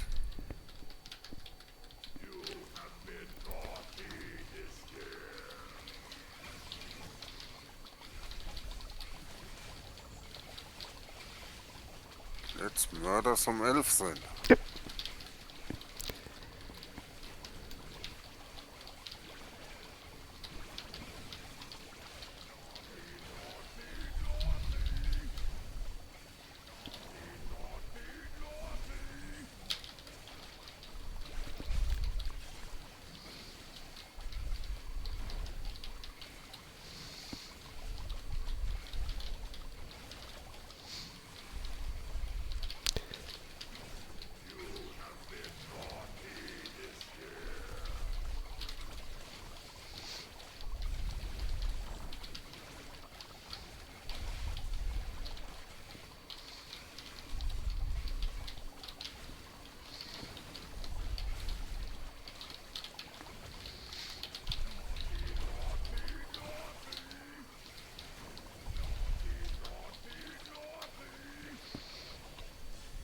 Okay, I got 3 presents. I will stop now and let other people grab presents.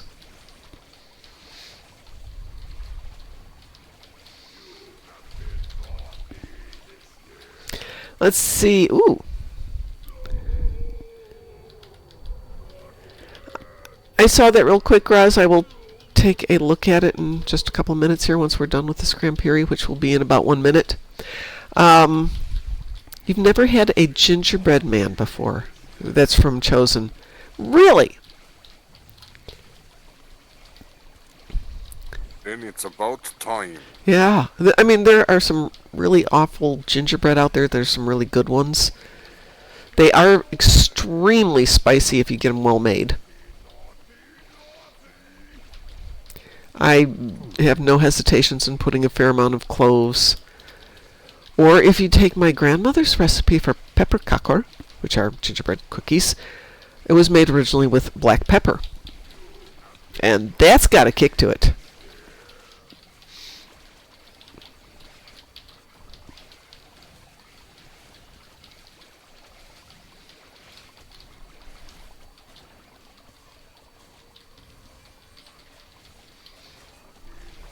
Don't get gingerbread hearts from the fair or something. Really? Like decorated ones? Yeah, Yeah. those are mostly for decoration. You would eat them if you happen to have teeth made out of titanium.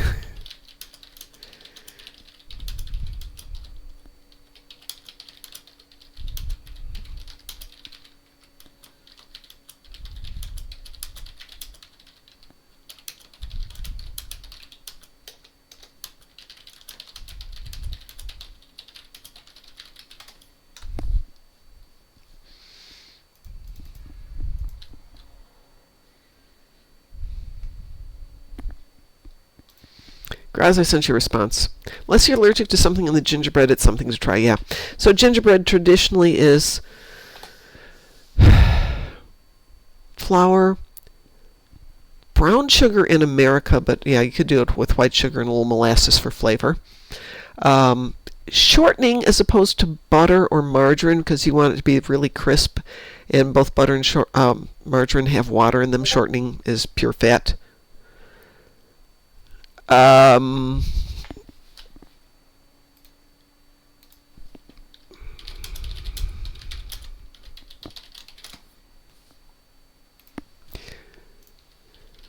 Then cinnamon, cloves, dried ginger,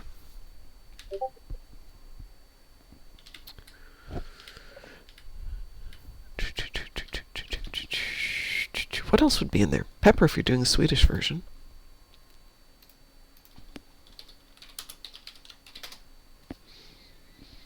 Honey. Honey, yep. Honey. Absolutely honey. Honey gives it a softer texture. But with the... Send me the info, Grass. That I can help with. The honey will give it a softer texture. So Americans use gingerbread sometimes as a decoration. So the gingerbread men will poke a hole in the top of it, or the gingerbread, whatever, and decorate it with royal icing, which also dries rock hard. And you then make them as Christmas tree ornaments. Which gets me to telling the fun story of my sister, my late sister-in-law, who bought this beautiful gingerbread house when she was in Germany, and she had it shipped back, and it came back and was absolutely stunning. It was thick-walled gingerbread, maybe half an inch thick to 3/4 of an inch thick.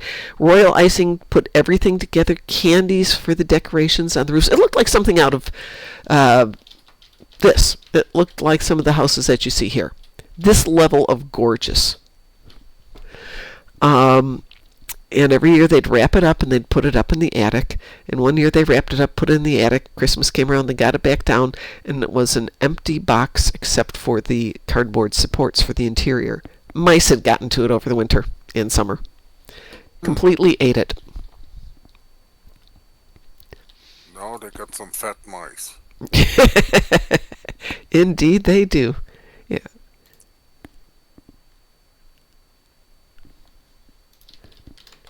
We had a problem with mice in those houses. We were next to a big open field, and there wasn't a lot between the field and our houses. So occasionally the mice would come over and stay with us for a while. And one day I'm sitting in my living room watching TV, and I see a little... I have no idea what it is. I think I'm imagining something. And it turns out that we have a mouse in the house, running from one side to the other. So we got a humane trap, trapped the mouse, put him outside. The next day, put out the humane trap again. It was a mouse. It was a different mouse. And all of a sudden we're like, uh-oh. So we got a couple more humane traps, set them all over the place. We had 13 mice living in the garage who had chewed in through the wall, were coming in, grabbing food, and leaving and eating in the garage. It took a long time to catch them all, and we humanely caught them. But the last one I caught because I'd left a bag of potato chips open on a counter, and I'd fallen asleep watching a movie in the middle of the night. I hear, and the mouse had crawled into the bag of potato chips and was eating it. But every time it ate, you could hear the bag rustling, because it's one of those plastic baggies. And very discreetly walked over there, put something over the top of the bag, rolled it up, took it outside, took it to the field, shook it out. So the mouse got let loose with a whole bunch of potato chips. Give me 1 second here. And presumably motion sick. Yeah, it could be. The worst thing, though, is in that field, you knew within a moment a hawk or an owl or something was going to swoop down and pop him up. Which is probably why he was living with us, but that is the way it goes sometimes.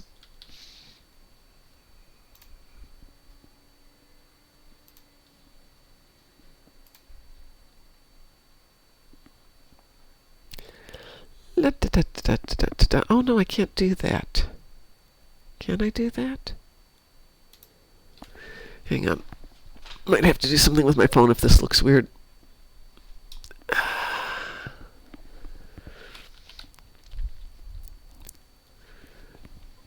Just open that. Thank you very much. Really? No, I don't want that. I want that. I don't want to do that. No, no, no, no, no, no, no. Stop doing that.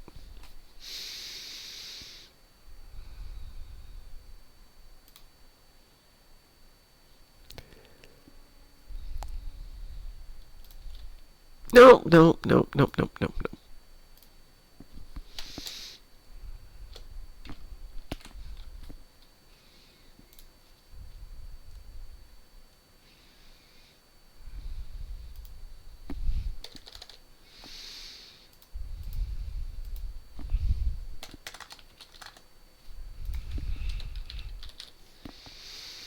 Hey, Graz.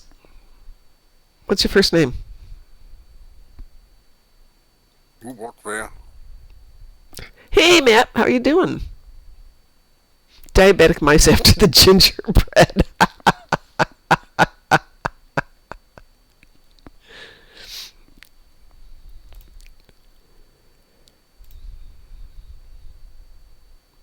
Perfect. We have too many people with that name.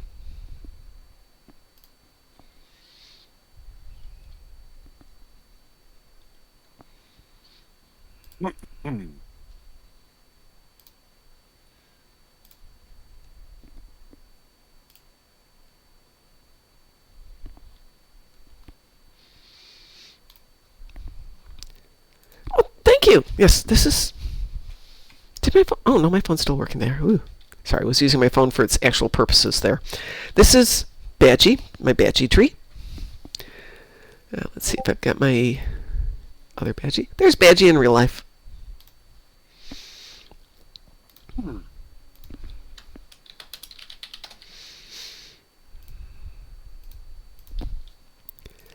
I would love to bake the full set of stowed gingerbread people. I want to do the full houses. I want to do all these houses. One year I spent time walking around here taking demo records of every house here. I'm thinking, we could build this. We could do a real-life gingerbread house. Not to scale, of course. Well, to scale, but not people size. But wouldn't that be fun? It would take a while. Just can't have any mice, of course, with my dogs. Wouldn't last very long. But the gingerbread men, the Vulcan gingerbread, the ginger women, all easy enough to do. Same recipe. I will say anything three-dimensional, i.e. breasts, gets a little difficult because by the time they get crispy all the way through, the rest of it is burned. And the mice would like it. Yes, the mice would like it. I don't have mice here that I've found. Make the boobs out of glazing. Oh, good point. You could.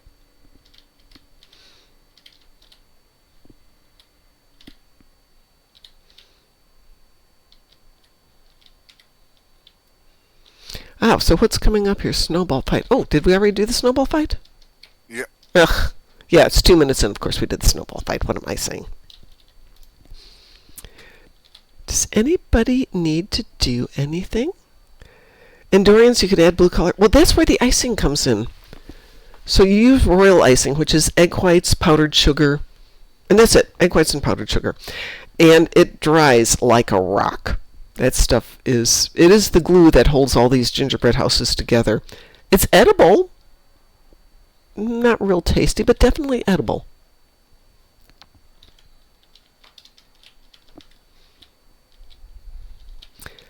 I used to have friends who would have gingerbread house parties. And rather than trying to build gingerbread or bake enough gingerbread for like 40 couples who'd come over, they would use graham crackers. And they'd have bags and bags and bags of candy and bags of royal icing all prepared for us. And instead of worrying about the structural stuff, you spent all of yours trying to use graham crackers to build this stuff. And people got really creative. Gingerbread edible...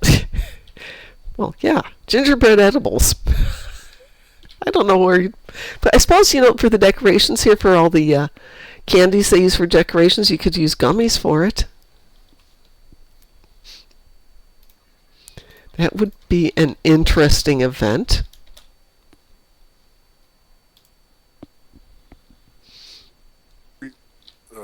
Fresh vanilla stems. For those of us who are wealthy to be able to afford it. I'm baking for, or sorry, not baking, but cooking for Christmas dinner. And one of the people there can't have alcohol. Not for an allergy, but because it affects his, vasodilation. So he turns bright red. And his doctor doesn't want him to eat that because he thinks it might not be good for him. Okay, so I'm like, fine. I'll get a vanilla bean instead of using vanilla extract. And he's like, no, vanilla extract's fine. I said, no, I'll try and get a vanilla bean. They're like $3 each. That's crazy.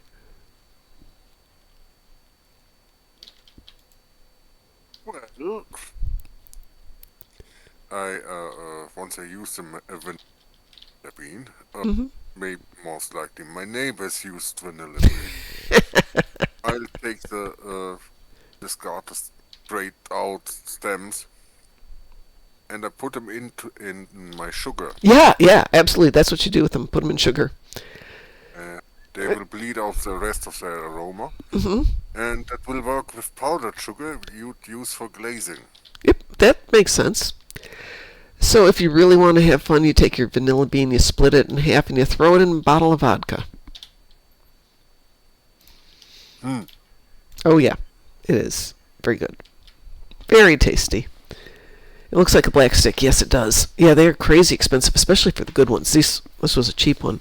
So there's a traditional Christmas bread from Sweden that's flavored with saffron. And I have the recipe, and it calls for a half an ounce of saffron. I'm thinking, it can't be that expensive, right? $13 for $13 is like this much.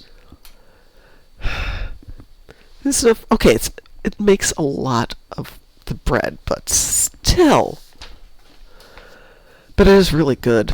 To the extent that I like the recipe so much that it's going to go into the Star Trek cookbook that we're writing, because you got to make interesting creations. Decatilof, pretty straightforward. There's such a thing as tea loaf. But what the heck is a Romulan osel twist? Well, these Swedish bread things are twisted little bread things, so hey, they are now Romulan osel twists. I have not figured out the Jumja fudge yet, because I have no idea what that's going to be. It just says it's sticky and sweet. Looks like some sort of sap from Yeah, that's what I'm thinking. But how do you make a recipe for that?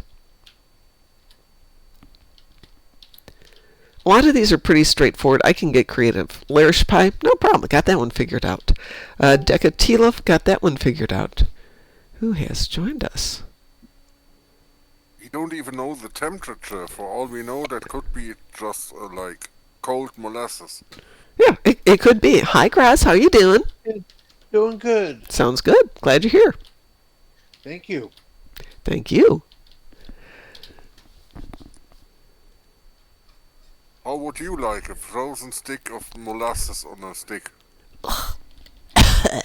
That would be intense. Though maple syrup. Has anybody ever done maple syrup in the snow? No. Okay, so I you have not, but you know what it is, right? Yeah, and I'm Okay. like, I'm kind of interested in that. So when you are gathering the maple sap, you take it to what's called a boil house, and you start to boil the sap to drive out the water, because there's a heck of a lot of water in maple syrup, maple sap. And you keep reducing it and reducing it and reducing it to drive out enough of the water that's reduced to the level of being syrup. But while it's hot and boiling and just about reduced, what you do is you take a spoonful of it and you drizzle it in the snow, and the snow will make it set very quickly. And you now have a candy type of thing. It's not quite fully set like a syrup, and it's definitely not like a hard candy, but it's really interesting. And weirdly enough, Indiana has got a ton of maple trees, so Indiana maple syrup is a thing. We don't have the snow this year, but we got the maple syrup. Peace might be good for business, but getting rid of these annoying little Epos would be better. Go away, little Epos. What's that one? Getting rid of the Ferengi would be a lot better. Yeah. At least that particular one. No, it's a shame we don't have April Fool's Day down here. Because, I mean, we get to... do we get to shoot Kurland? We get to shoot people on April Fool's Day. I think we should get to shoot the Ferengi on April Fool's Day, too.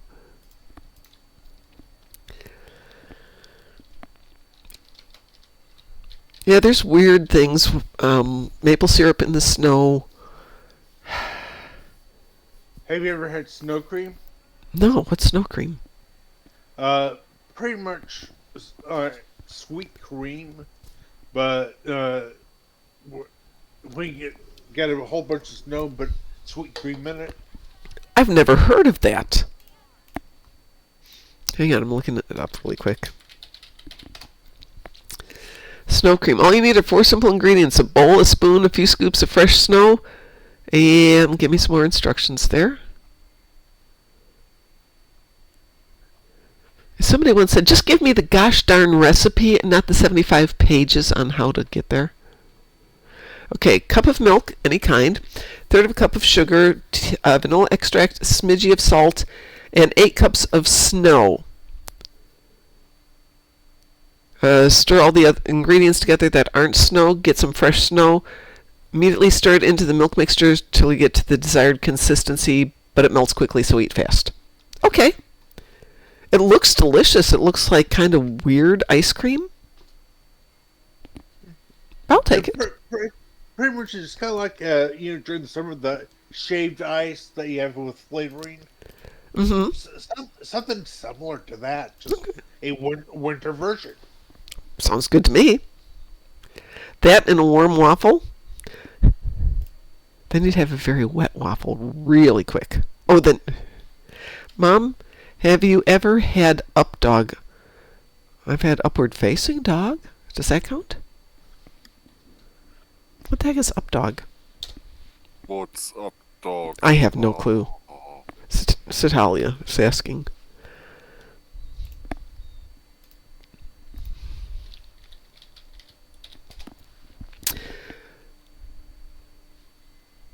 Hold on. Oh. Updog is a prank used to make the victim ask, "What's up, dog?" But tish. Thank you, Citalia. I fell for it.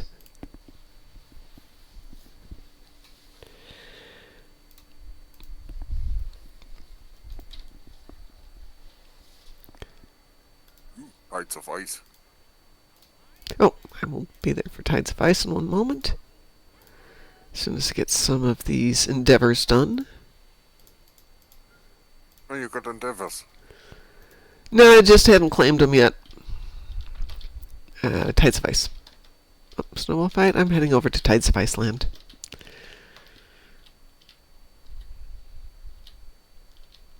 Tides of Iceland, yes! One thing I enjoy doing on the maps is, like this one, there are ways to get around sometimes, going up these hills. Come on, let me climb up this one. No. Come on. There we go. Let's see how far up we can go. Very far up. No, you can go up from the other side pretty easily. Do we have enough here to make this worthwhile?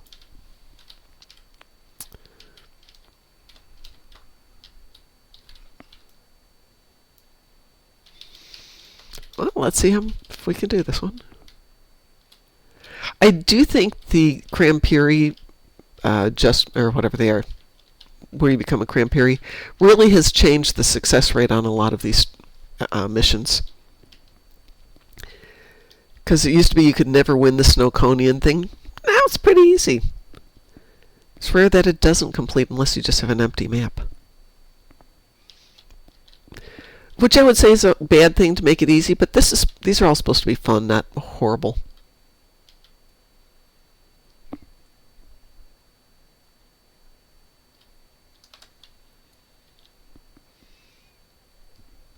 Yeah, I had me some discussions of game difficulties here and there. I don't mind it if the ship difficulties and the ground difficulties are increased and more challenging. But for this thing, it's just supposed to just be fun. Make it slightly challenging. Let us buy toys. Let us have fun. But let us be able to win them.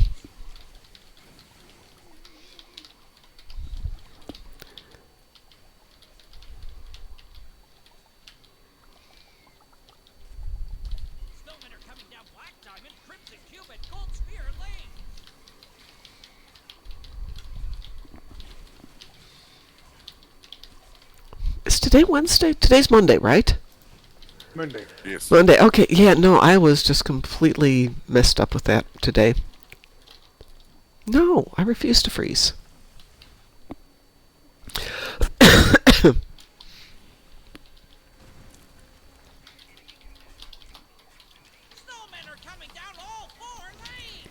wish they would let us rebuild those ice walls. Yeah.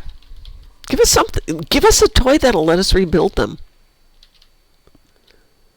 Make us buy more stuff.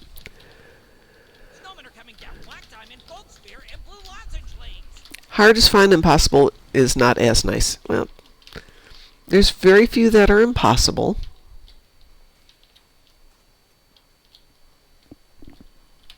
Snowmen are coming down Black Diamond Lane.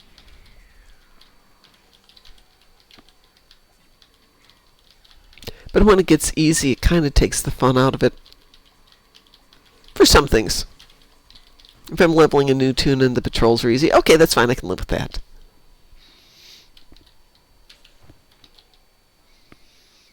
Oh, apparently I never joined the battle. There we go.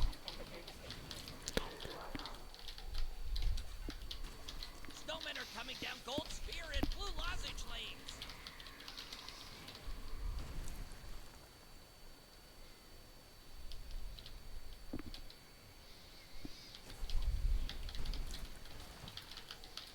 Snowmen are coming down Blue Lozenge lanes.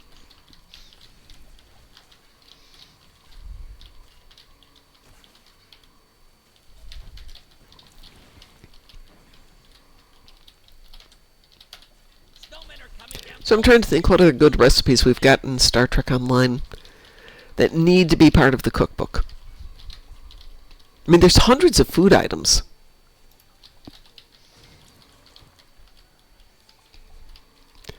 But some like root beer, I don't think we need a recipe for root beer. Or cream soda. Pardon? Cream soda is also in the game. Yep, exactly. I mean, I know why they're there. They're in the Star Trek, but you don't need a recipe for it. Also hot chocolate. No, I have a recipe for hot chocolate. Okay. I have the most amazing recipe for hot chocolate, which starts out with an entire bar of chocolate. Now, are you going to add a little bit of chili to it? You can, yes, absolutely, but this one is for purists. It's heavy cream, chocolate, a little bit of cornstarch mixed into a little bit of milk and cocoa, and then you simmer it all together, and you serve it in little demi-tasse glasses. Grapehawk sauce probably is a barbecue thing. That's a good one. I hadn't thought about grapehawk sauce. There's more talk about Bajoran food than anything else, I think. I did develop a really good plomeek soup. Well, Hasperat. Hasperat is interesting because they actually made it in an episode, and all it was tortillas wrapped up with cream cheese and bell peppers. And I'm thinking, no, I am so not eating that. Not on a bed. Why not? Because I don't like bell peppers. They're disgusting. Well, you can change the pepper to something else. Well, I figured I'd make it into something, Hasperat should be like shashlik. In my opinion, it should be something spicy and hot and filling. Preferably eaten from a community pot. Where you get the giant pot and you dip in your bread. And everybody's sitting around it, shoveling it in their faces. don't know why, but talking about peppers, it reminded me of a Snowmen are coming down. video that I saw on TikTok. Yeah. Where there's two British guys. They're sampling food from America, Oh. and it was serrano pepper, and one of the guys, British guys, ate the entire pepper in one go. Oh. Fun with And- that. Oh. And the thing is, they were visiting a Mexican community in Texas, and one of the ladies says, "I'm Mexican through and through, and I would never do that." And pretty much, keep in mind, this is me thinking. They're a little bit more tolerant towards spicy stuff than me, and it's like that. And that's saying something. If she said I wouldn't do that, Snowmen are coming down blue lozenge lane. but yeah. It's like, but at the same time, I've gotten old enough to where anything really spicy, my body says, "Don't even think of it." Last week when I was, or week before last? Yeah, week before last when I was pretty sick. But I was still hungry, and I'm thinking, I'm going to cook this stupid virus out of my body. And I went to the local Cajun place and got some crawfish etouffee. Yeah. And they serve it over plain rice, and if you want the hot sauce, you just get yourself a container of the hot sauce and take it with you. So, of course, what did I do? I took the Louisiana hot sauce. Not the Frank's. The Frank's you can tolerate. Louisiana hot sauce, nothing's going to survive, and it's not that hot, but viruses don't stand a chance. And I took like 2 containers, dumped it on my rice when I got home. I regretted it, but I did feel better. Apparently, a Russian remedy against the cold is to stir black pepper into vodka. That would do it too, yeah. Kill everything inside of you. Well, I always argue that wasabi should kill everything in your nose if you take a big enough hit of it. And I realize American wasabi is really just horseradish, but still. Yeah. Strange that when I'm congested, I'll actually buy some Altoids, the peppermint. Yeah, variety, yeah. And I'll pop 3 of them into my mouth and chew them up. And I mean, Oh my God. it clears me out for a good 5 Yeah, minutes. I'm not surprised. Got a bottle of Pepper X hot sauce that makes Carolina Reaper sauce feel tame. Oh my God. There's a show on YouTube, The Hot Ones, I think it is. But it's a guy who interviews people while feeding them various chicken wings with different hot sauces on them. And generally the interviews are going fairly calmly, and then the next interview is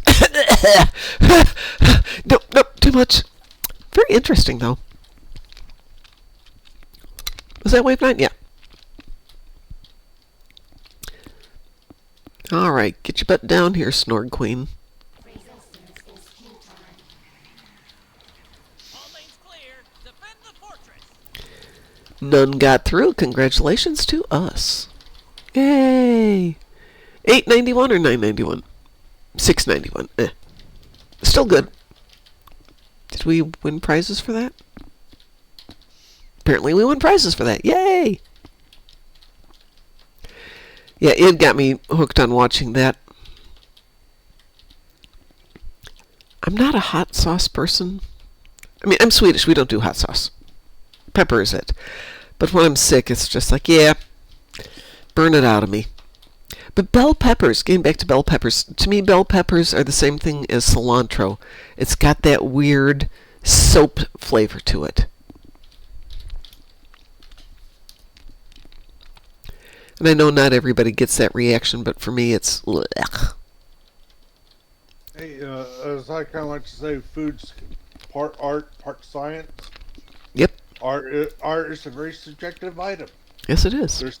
There's stuff that you and I are going to be in agreement on, Mm-hmm. more or less, and then there's stuff that we're going to be on completely opposite ends of agreement.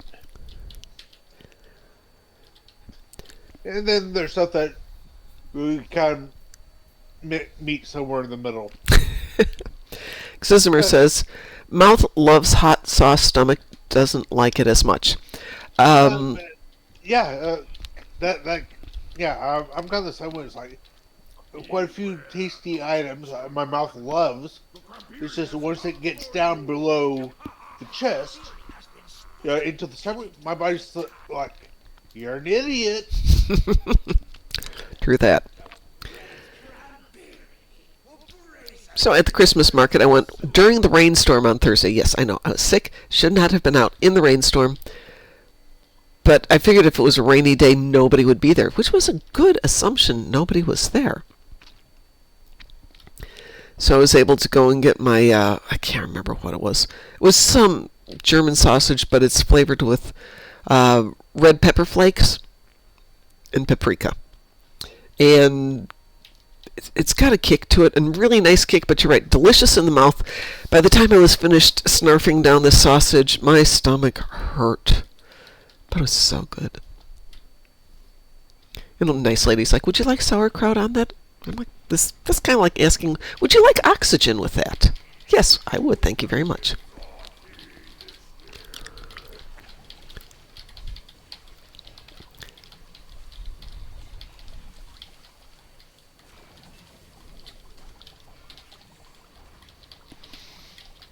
But I think sauerkraut with a really spicy sausage goes oh so well.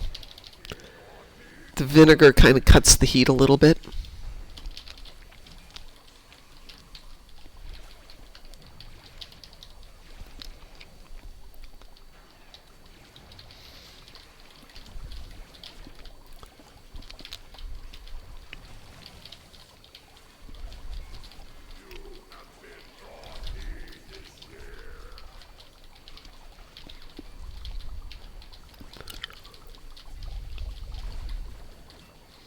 Let's see where he goes this time. Typically, as we get older, hot, spicy things tend to be less tasty, shall we say? Our stomachs don't like it as much.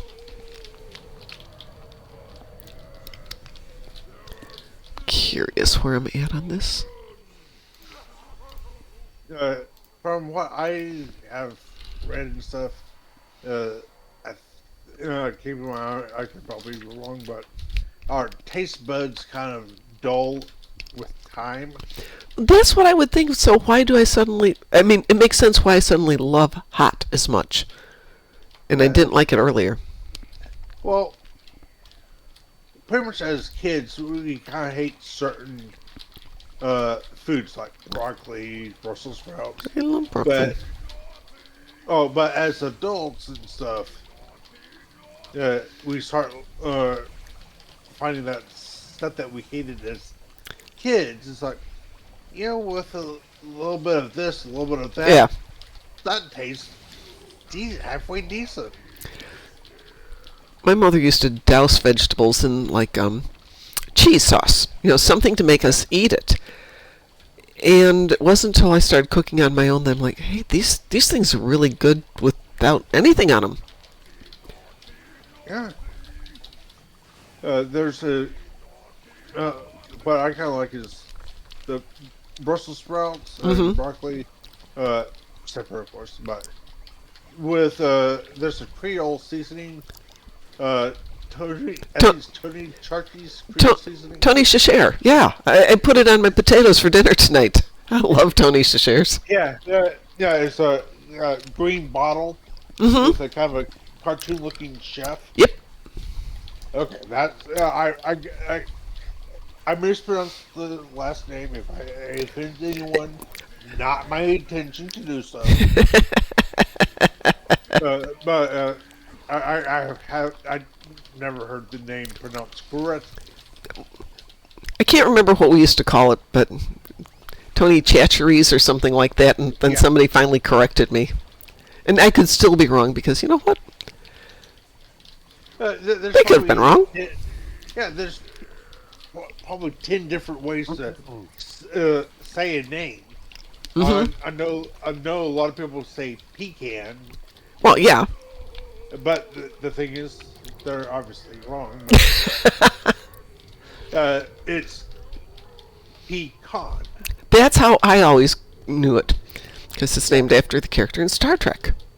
Yes. It's like, hey, just imagine Kirk screaming. Pecan. Pecan. Yeah. Me, when I hear pecan, I'm thinking of one of two things: a can full of peas, or that big blue thing that you see on construction sites. That's all I'm gonna say.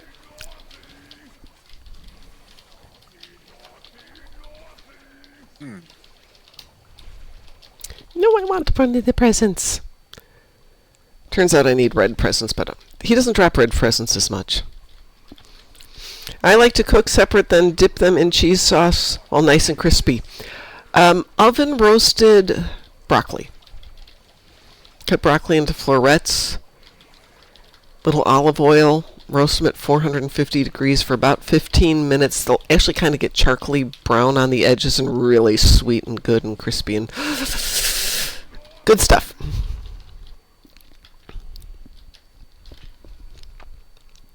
Well, let's see what I got up to on that one.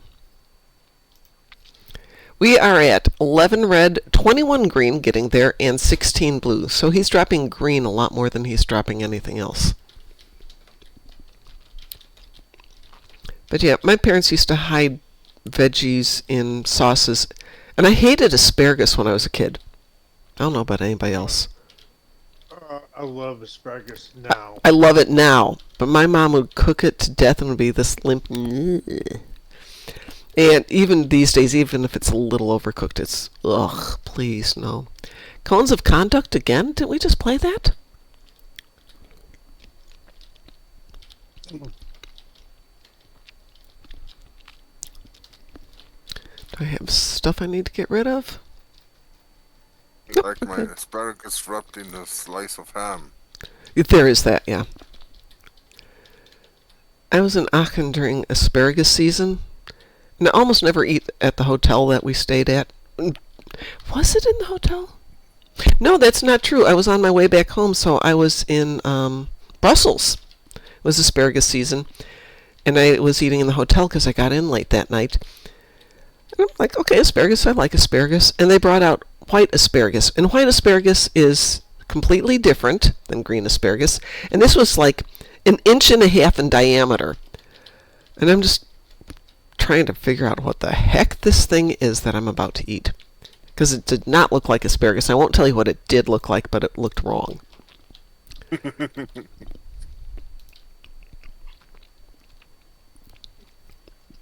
was tasty, though. And it had interesting things on it, and I finally asked the waiter, I have no idea what this is. I'm from the States. We don't have anything that's an equivalent to this red berry thing that's on it as a decoration. And so he's trying to explain it, and his English was really good, better than my German. And it's a fruit we don't have an equivalent for. Kind of like a choke cherry would be the best description, but it's not. It was tasty. It's like when you go different places. Johannisbeer. Pardon? That would be a Johannisbeer. Yeah. Kind of like a cassis-berry. Yeah, but a little bit bigger. But maybe 1/2 inch diameter. Pleasant enough to eat. It wasn't a radish excimer. It was a fruit. But like I said, didn't really have an equivalent here.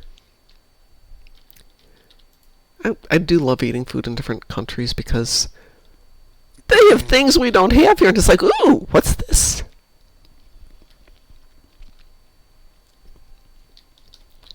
And usually the chefs are very appreciative when you go, ooh, what is this? We don't have this.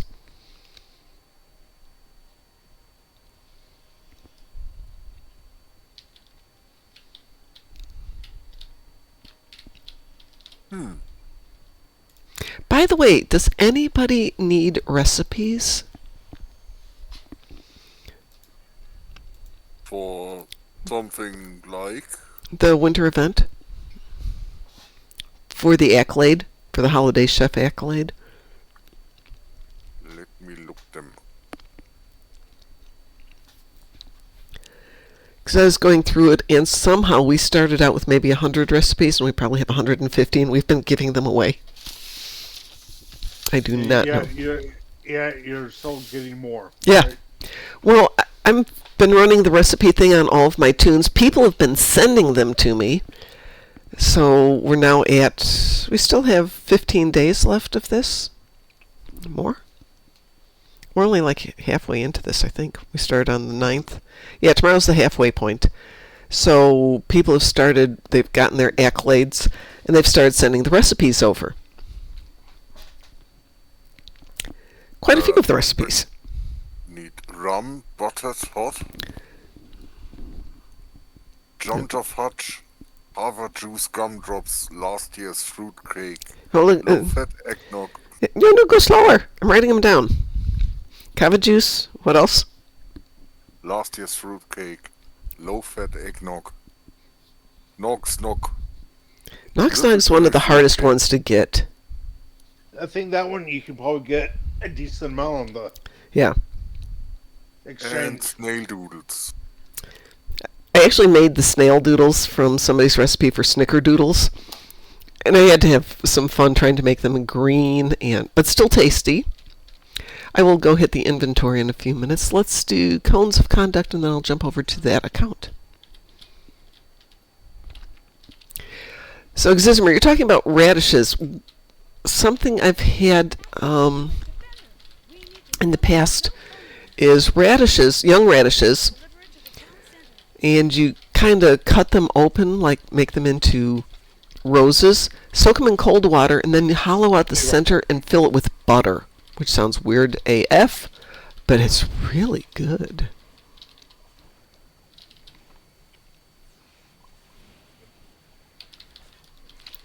So here you can scrape the ice off the walls, which is kind of nice.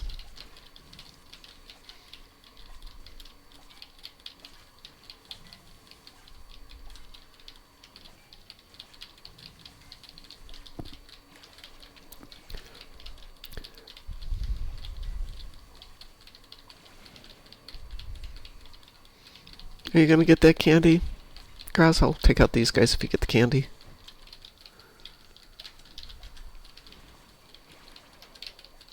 You guys die.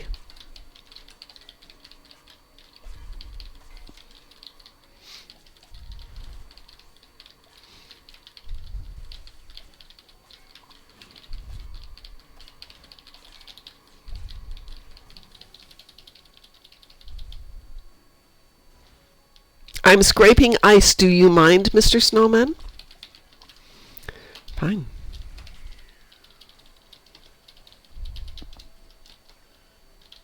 I'm going over here.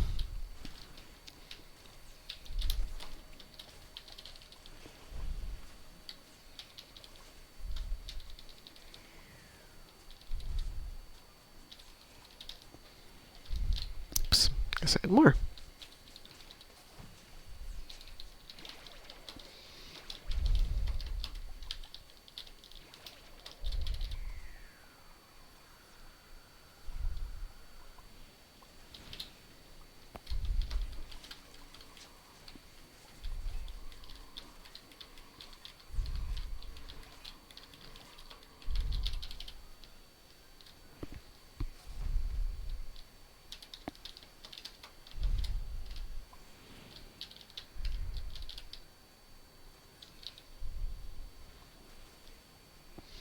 You know what else would be good for this? A shield, so you could do some kind of cover shield.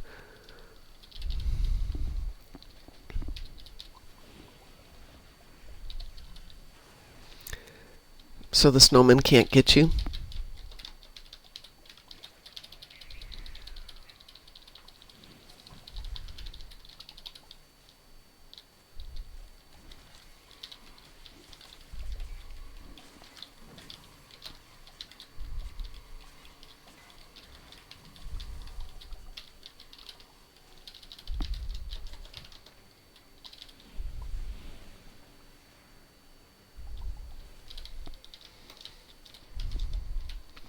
Hasn't the snowman appeared yet?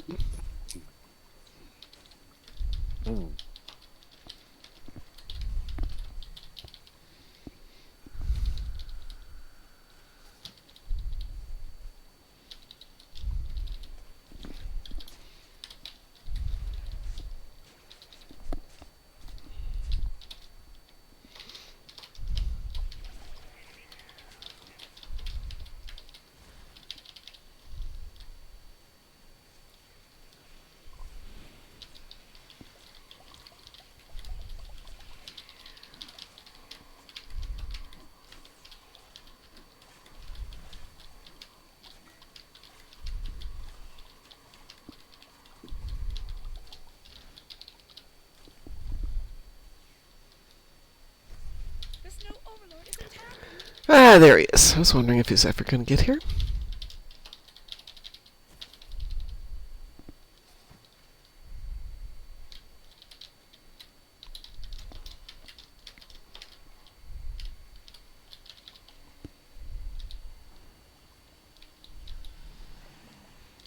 Whoa, did you see that?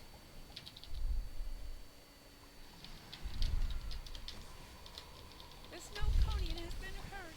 Give it more syrup to help it heal.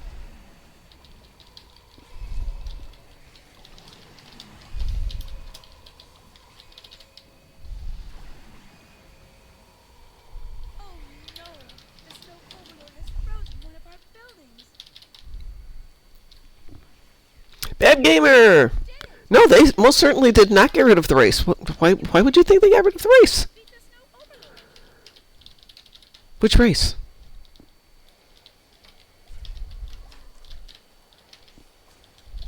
Thank you for your help. The villagers would like you to have this reward. Well, thank you so much for that lovely reward. No, the EPO race starts in 7 minutes. It's called the Fast and the Furious. Your timing is excellent. It's every 90 minutes, so 7:30 coming up in a few moments here. And then 9 p.m. Nope, it's still there. We have been chit-chatting about maximizing our returns on the EPO race.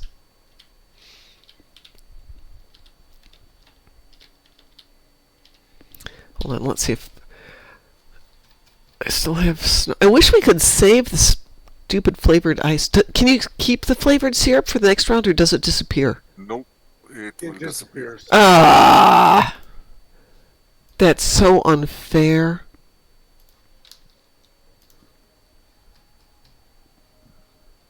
Oh, I guess I better go do some EPOs.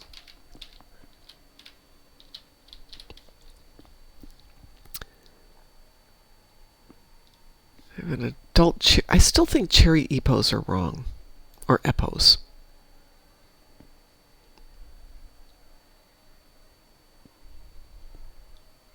There's just nothing holiday about cherry.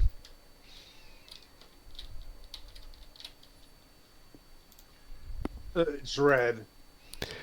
Yeah, but couldn't we do cinnamon? True. Cinnamon is brown, not a very festive color. Yeah, come to the States.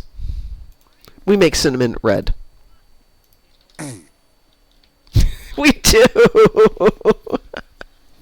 Let's see. You could heat up the cherries and put them on waffles as a hot cherry sauce. Well, yeah, we're going to do a riz allemande for Christmas dinner dessert, which is like a Swedish and Danish rice pudding.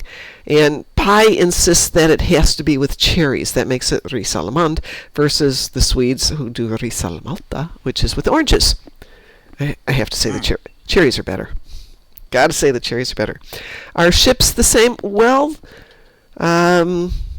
this year's ship is the Fikiri. What is it here? The Fikiri Vaktar Temporal Science Vessel, which has got, I'm told, a very cool console. Or is it Mastery? The trait is hypnotic mind wave, but I think molecular reconstruction mechanic. Does it have a cool console? Oh yes, the Eye of Grethor. So we have some fun stuff on it. Yes. You have from today 15 days left. If you play it every 20 hours, you can definitely get the ship, or you can buy out the ship. And nice green flames. Thank you. But other than that, ships are the same in the sense that they're always putting in more and cooler ships. Because, you know, they don't have lives. Any more than we do. I mean, we're playing the game. What am I saying? We're a couple of days until Christmas, and I'm doing this. Oh, I was going to switch over to my other one. Hi, Rachel. While we're waiting for that to start, I'm going to jump over to... Oh, good. Thank you. I don't want you. I might want you. Thank you.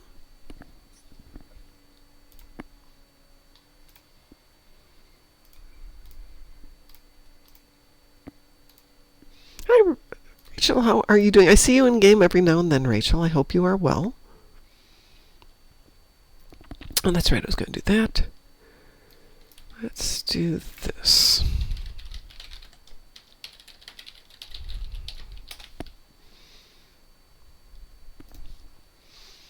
Check my mail and see if I've got anything in there at the moment. No, no recipes in there at the moment. Ooh, nice nap. Naps are good. Nothing's new around here, except apparently I can't log in on both accounts. Oh, I see. Both accounts are still open. Yes, that would make a difference. Yeah, I had taken the children out for a nice long walk the other day, just before the rain started. And got back in the house, knew I had like an hour and a half before I was going to head out to the Christmas market. I put a movie on, put my feet up. I'm thinking I could be doing something. And then woke up like 2 hours later. It was great.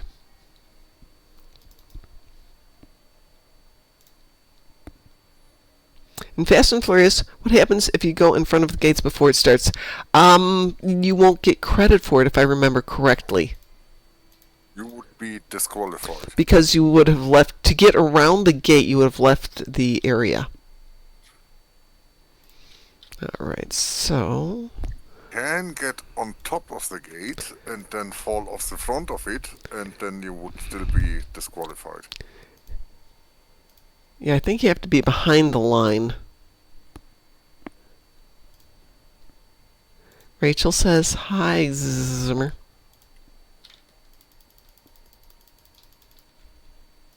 Alright, let's take a look at some recipes here.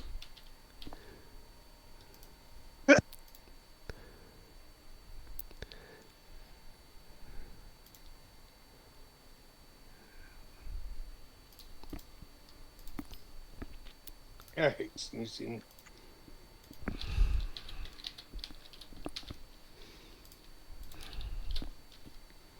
Oops, that didn't work right. Tell me when I get closer to the race. I'm trying to... Oh, no, that's the wrong thing, too. I want to go with here.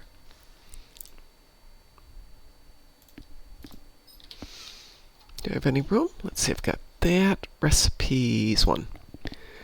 So I'm going to get rid of that one. Well, that's sad. What have I got here?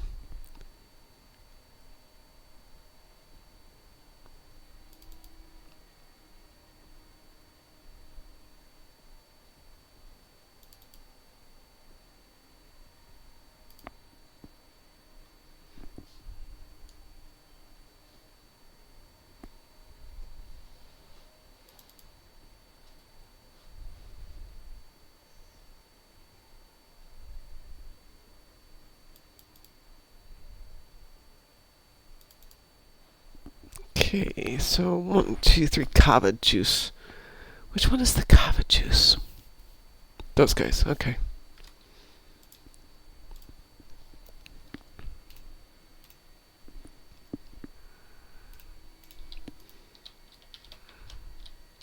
Oh, perfect timing.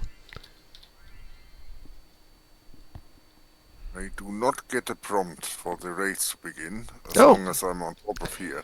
You didn't get the prompt? Now I get the prompt. Let's see. If I get disqualified, let me jump up. It won't let you jump up there. You can jump up there if you use the fence on the side over here. But do you get disqualified for going over there? Yep. Okay. So that explains it. It's not. quite yet. No, oh, you're still good? I'm good, apparently. Okay. Oh, maybe I discovered a cheat. I don't know how much of a cheat it would be, but see if you do better on this one than you did last time. You didn't kitty cat, right? No. Okay. I don't have kitty cat option on this one, so I will just have to run it fair and square.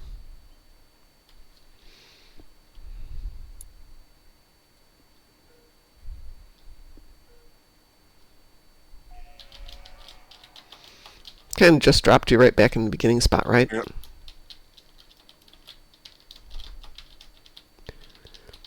Graz, if you're going to do the drop and roll, you should have the 8472. At least you get the speed boost off that first moment. Oh, that's cheating, Graz.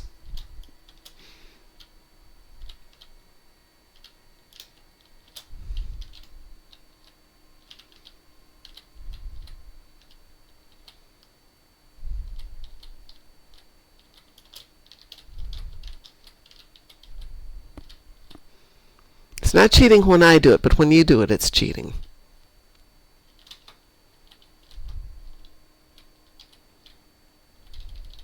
Oh, come on. We all know. Yeah, okay, so in other words, from my point of view, I'm not cheating, but you are. Yeah, exactly. Come up to the bank here. What's the hell? See if am I at this bank? Which one are we in? What instance are we in? I think 25. Next to you. Okay, fine. Hang on 1 second. Let me invite somebody to this instance. Where am I? There I am.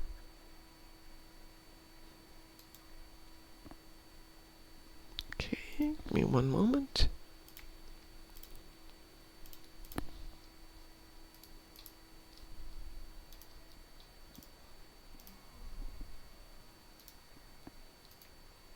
Okay. All right. Nope, that's sorry. Sorry about that. I was looking for what's hell and I hit Graz by mistake. All right, so here we have Kava, Snails, Last Year, Nog, Jumja, Low Fat, and Rippleberry. That's everything you needed, right? Yep, I think so. Just make sure it's got, yeah, you should have everything there. Okay. Neat.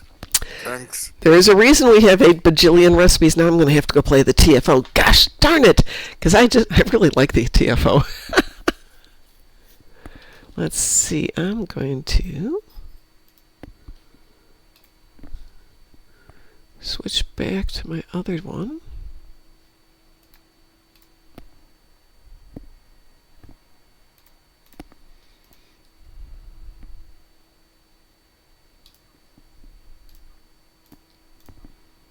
There you go.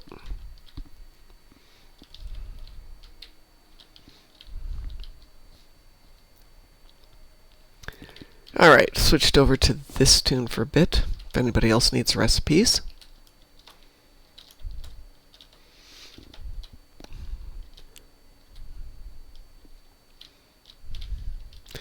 I'm curious. Does Kitty Cat with snowshoes run faster than Kitty Cat without snowshoes? Don't know. That is a good question. You would think.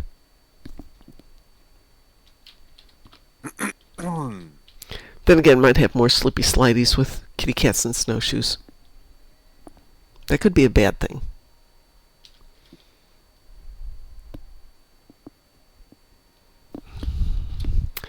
What have I got for stuff on this one?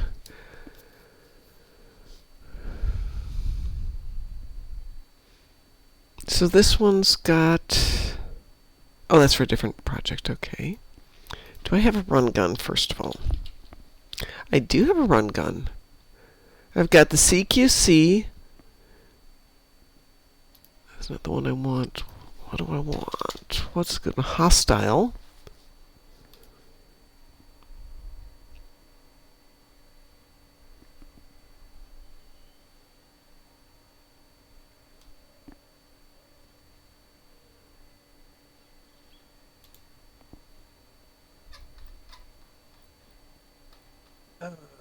Close quarters is on this one.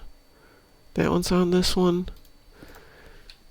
Just about as maxed out as I can be on this for run speed. Base run speed is 20.5, 24.05. I'll probably fall off the map, but I'll put everything on and see what happens.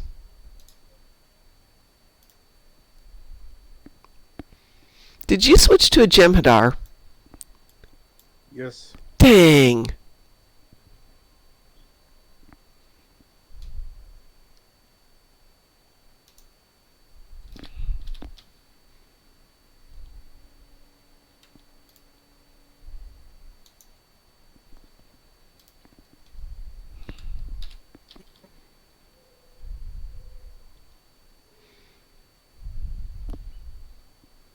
So what did the fortune triple tell you? It told me, embrace mental harmony and physical confrontation. Soldiers act boldly and speak reluctantly. What that means? Got me. Got me. I'm sure it means something deep and meaningful.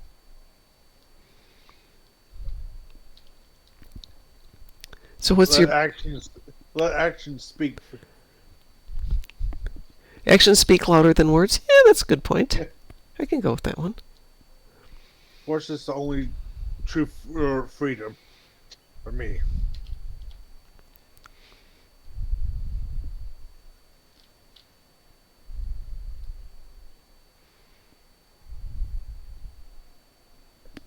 Just out of curiosity. I could use a few. That one. Put on my snowshoes.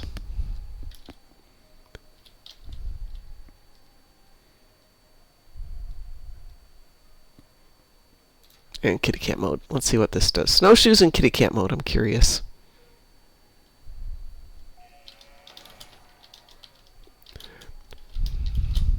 Whoa! Be careful when jumping, apparently. Whoa! Oh yeah, no, snowshoes are fun, but... Did you go off? Me? No. Yeah. Oh, my perspective made it look like you went off the map there. And I got stuck on the ice. Everybody's beating me.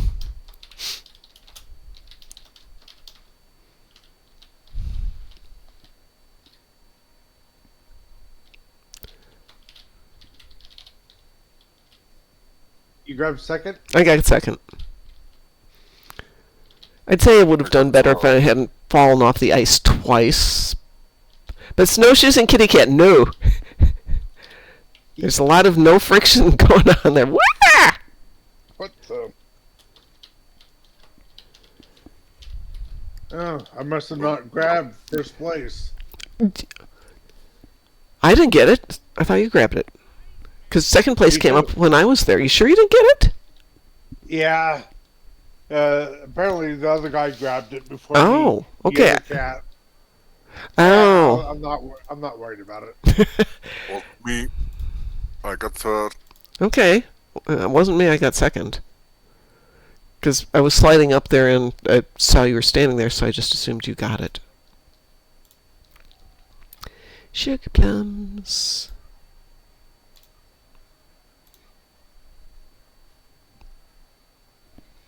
More sugar plums. Lots of sugar plums. Drag Racer? That would be an interesting title. There it is. Is that an elder? That is an elder. Yes, I know I should save them in case we have a marks thing, but I don't actually care about marks.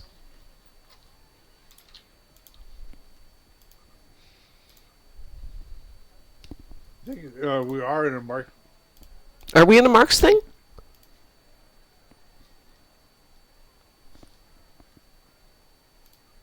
I don't think we are. Let me switch over to my main. I have several elders. We're in bonus XP right now through tomorrow.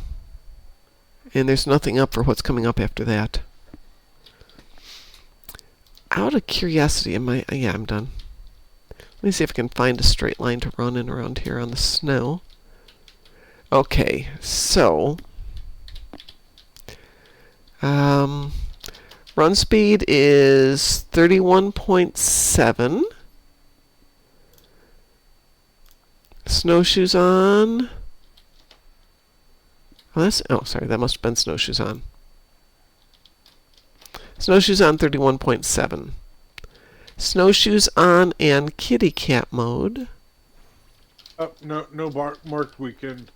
41.7 with snowshoes and kitty cat mode. So, Graz, when you were running with all of your boosts and everything on, you were Jem'Hadar and kitty cat, right? Yeah, let me go and switch back to that one. See what the run speed is for him. Oh, I always care about Groucho Satalia. So getting back to what I was talking about with going to this little town in Michigan where my entire family on both sides is from, my dad's family would have these big, huge, drunken parties on New Year's Eve to which we kids were not invited. Not even pretending we were invited.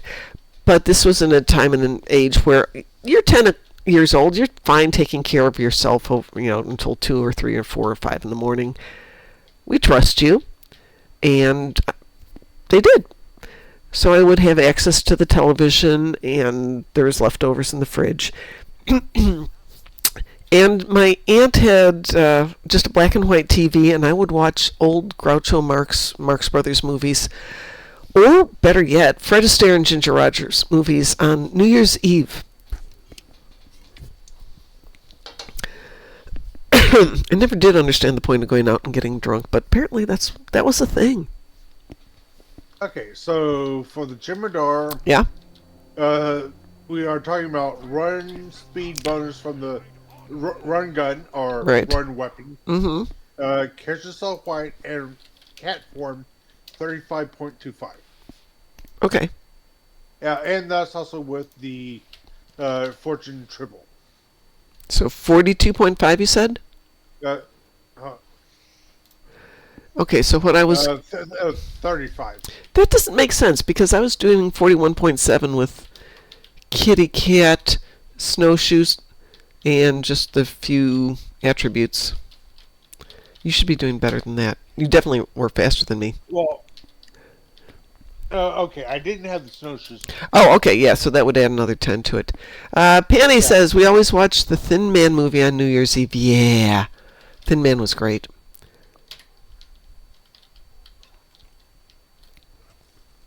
There's a little skit called Dinner for One. Oh, yes, there is, isn't there? You have to watch it. So there's a song by Electric Callboy called Techno Train that references Dinner for One. And Americans, as a rule, have no clue what that is. Oh, I did get the giant one. But I have a friend from England who's like, here, watch this. Oh, okay, now I get it. Humor.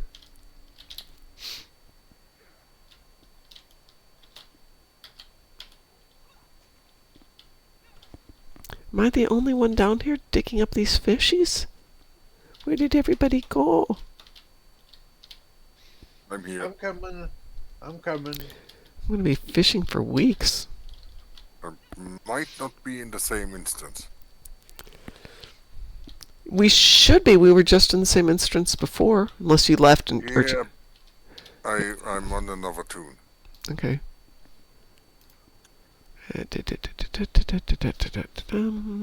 Where are you at?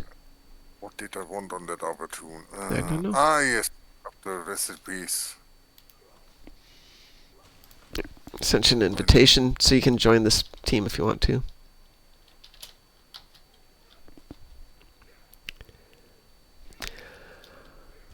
Oh, the thing with the Thin Man movies is the absolute dependence on alcohol in every scene. That's all they're doing is getting drunk, and I don't get it. I mean, it's a different concept, but it's still weird. Still love the movies, but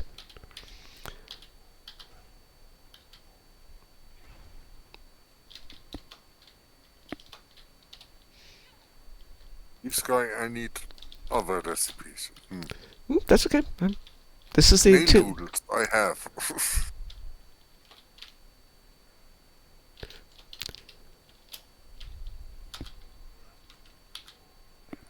Oh, the doggo was adorable, wasn't he?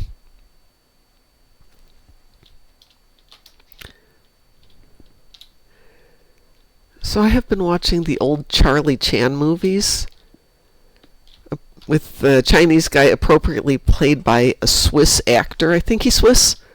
It's just Charlie Chaplin? Charlie Chan. Oh, Charlie Chan, okay. Yeah. I think the guy who's playing him, the actor, is Swiss or something, but definitely not Chinese.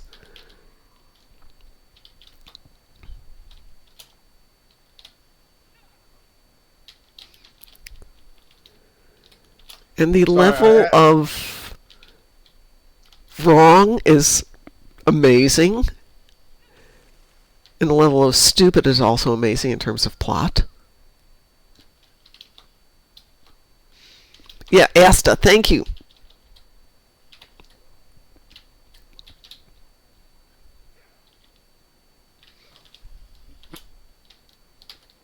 So I had Charlie Chaplin on the mind because Friday or Monday I'm going to be going. A friend paid for a movie ticket for me Yeah? to go see the new Avatar movie. Oh, yeah, that's right. You said you were going to go see that.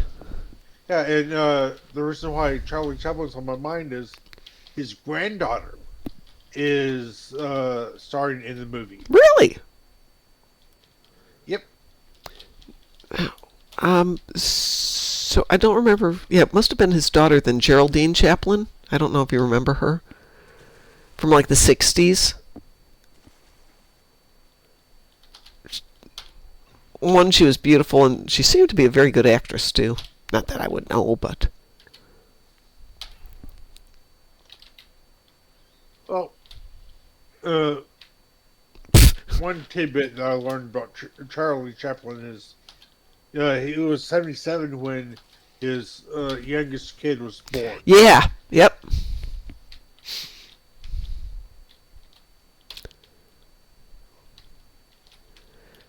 So that's why his I think that's the father of the granddaughter in the movie is she's like 39. Wow.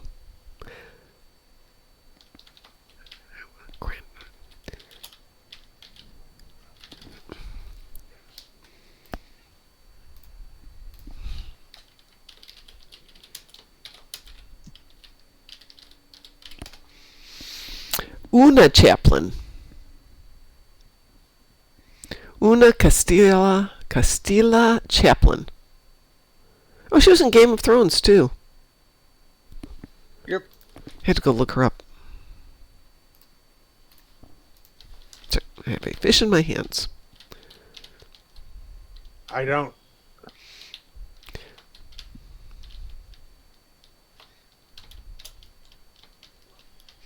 Wish we could have an ice skating event.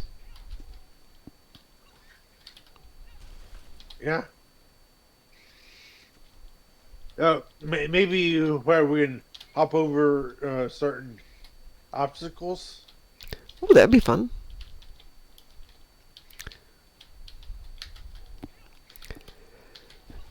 Most creative moves, speed. Great. I have a giant fish on my arms. We both have fish on our arms.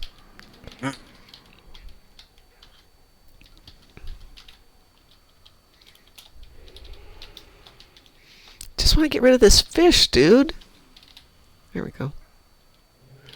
Now I can shoot you.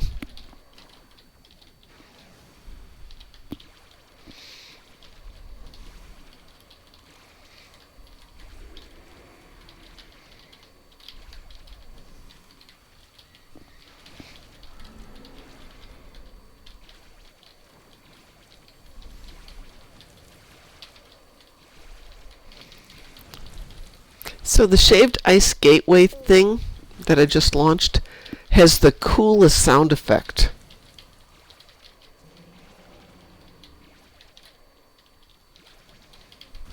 At least I think that's it. It's crunchy.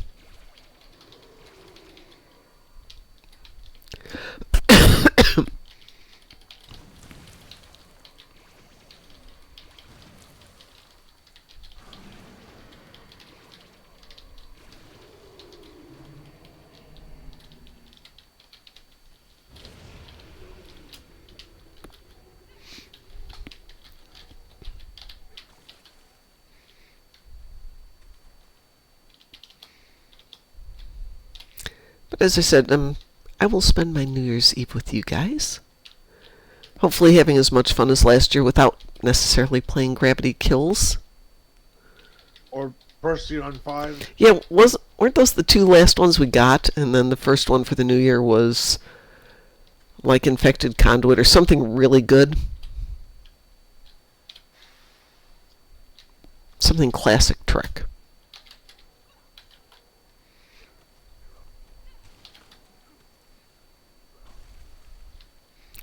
Voila! I have a minnow.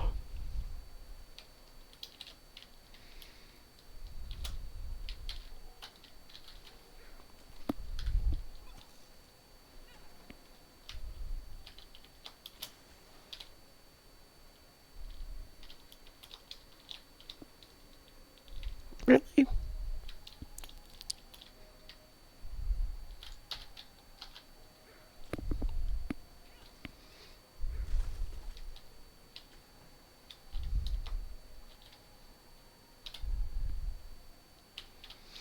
Did you figure out what recipes you need?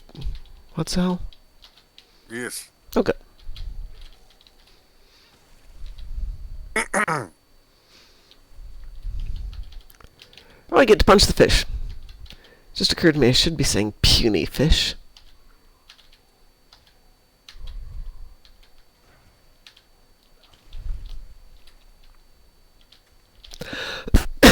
Excuse me.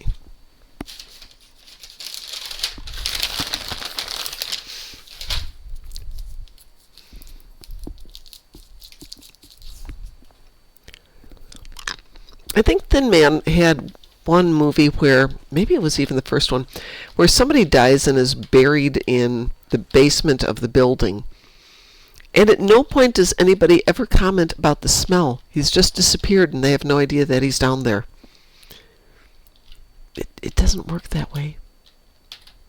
Maybe they have really good air freshness. They'd have to use a lot.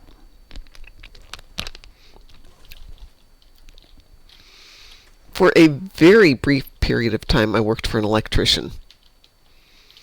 And my office, such as it was at the back of the building.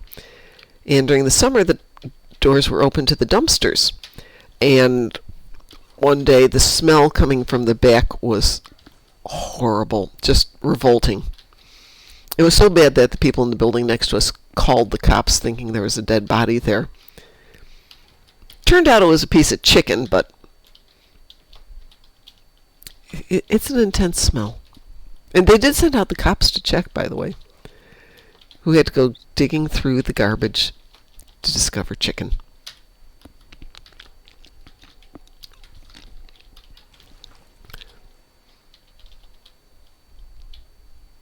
Well, technically a dead body. Okay, that is a good point. Just not a dead human body.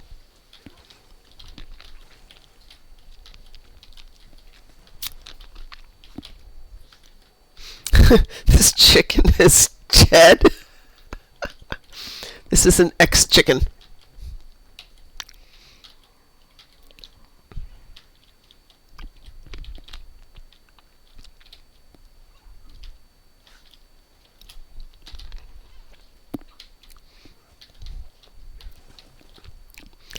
That is the glam part of the job they don't tell you about.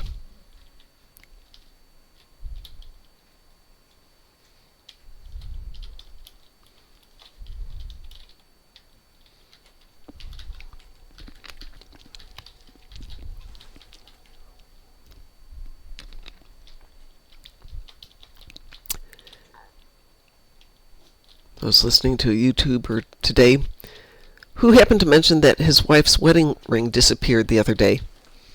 And she thought maybe it had gotten caught in her gloves when she was taking them off when they had picked up some food from the carryout place. So the garbage hadn't been taken out, so they went out to the garbage and they started going through it piece by piece by piece to see if that's where the wedding ring was. I'm thinking, no. Not a good day when that happens.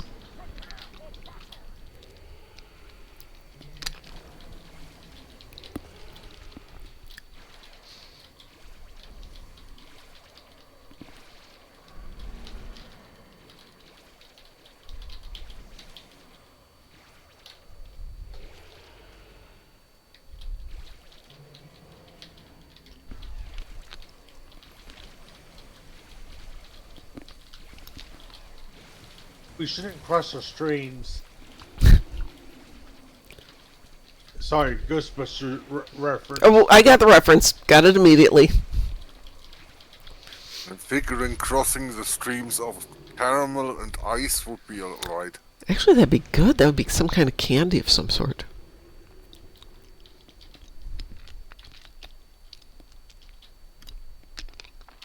Are we done? Is that it? I think that was it. So, Where are we at? Let me look at the time here. Oh, it's that time and the girls haven't said anything. They must be exhausted. Can play for a few more minutes before they realize. What have we got coming up? Klingon ice fishing? Crampery. We'll do one more Crampery. No, we'll do recipes. want me to read them to you? Yeah, let me open up the fleet bank here. What have you got? Candy tube drops. Hang on a second here. Beware, naughty children. And Deca tea loaf. Deca tea loaf. Hang on a second. Deca tea loaf. Do I not have a Deca tea loaf? There it is. Okay, what next? Glazed targ. Okay. Jumja fudge. Jumja fudge. I think I saw some Jumja fudge here. I can't be out of Jumja fudge. I'm not. Okay. Last year's fruitcake.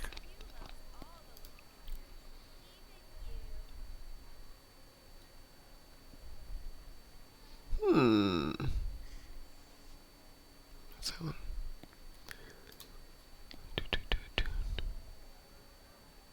Tea. Let's. Oh, there you go. Oh, those are pies. Can't steal pies recipes. That one I might not have. I don't see it. You said last year's fruitcake, right? Yeah, I don't see that one. Yeah. Low-fat eggnog. Okay. Winty Ractagino. Okay. Rippleberry fruitcake. My last one. And Trixie and bubble candy.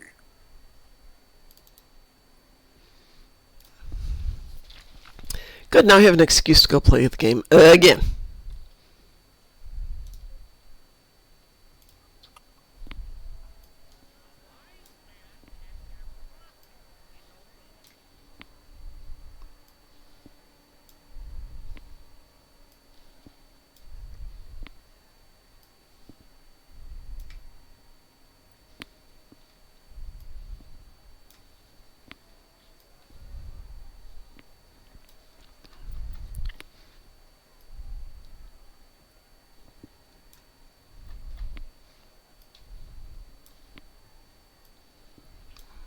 Won't let me drag that one. There we go. Try that.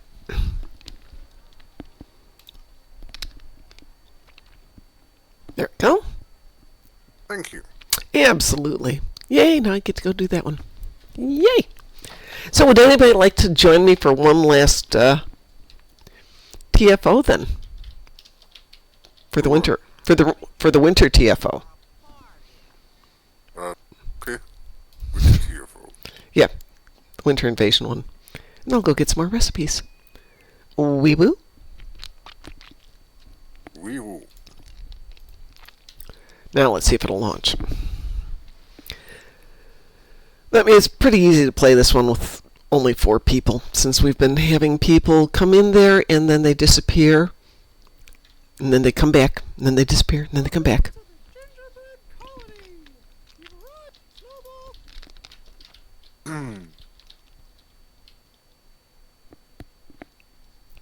Probably works better if I put that back in. Yes.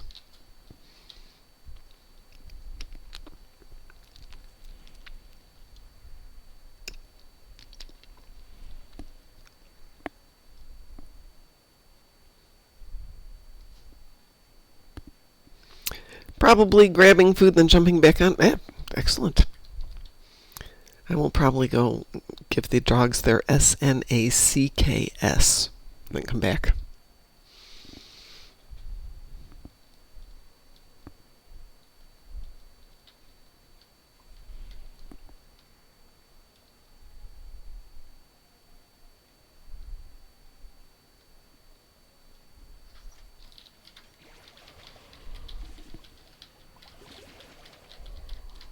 Recipe is not up here. Recipe is going to be in the Yeti's cave. It's on the mini map if you're not sure.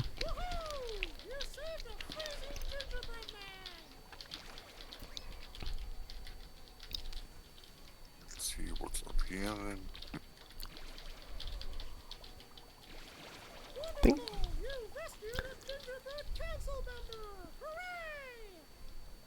I'm sorry, person. Didn't know that you needed the candy. I won't take any more.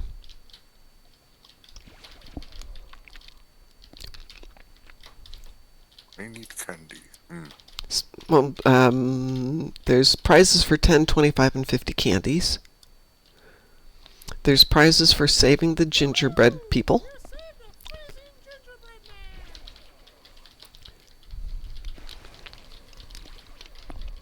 Apparently not.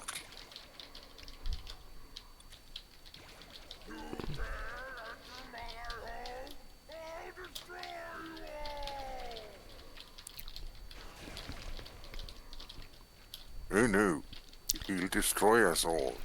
Yes, we're scared. We're so scared. Alright, what'd I get? Ooh, glazed tart recipe. And last year's fruitcake recipe. Yay! If you double tap on it, sometimes it gives you 2 recipes. Not every time, but sometimes. I rule all the lands of ice and snow.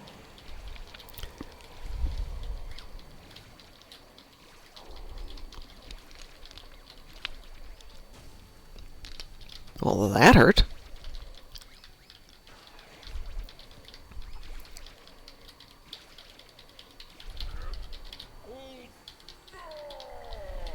I'll be back when the snow falls. I love the fact he's got like trees stuck in him and gingerbread bodies stuck in him. It looks like a really badly made kid's snowman. It's perfect.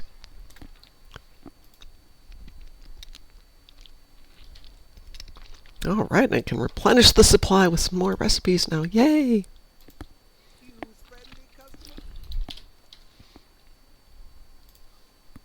What did I get? Oh, I got more stuff. Yay.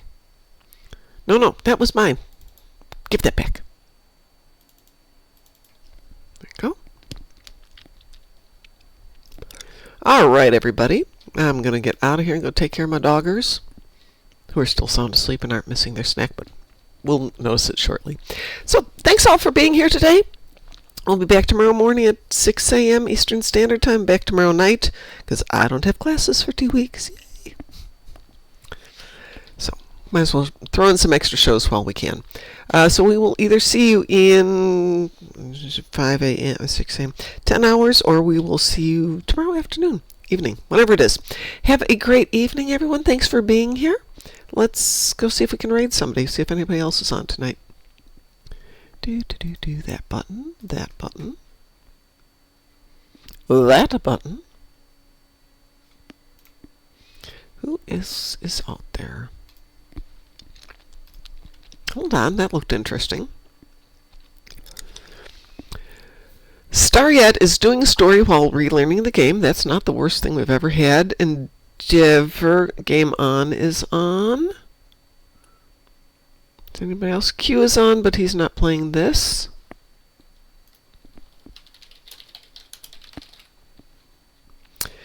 Siren Silly Games, Rotten Fanatic, and Stariet. We're going to raid Stariet. Ooh, he's in the Badlands. Definitely needs that. So, if you haven't given him any love, or her any love, do so. You know, have fun. Share the love. All that good stuff. We will talk to you guys tomorrow. Have a great evening, and be safe. Stay healthy. Take care.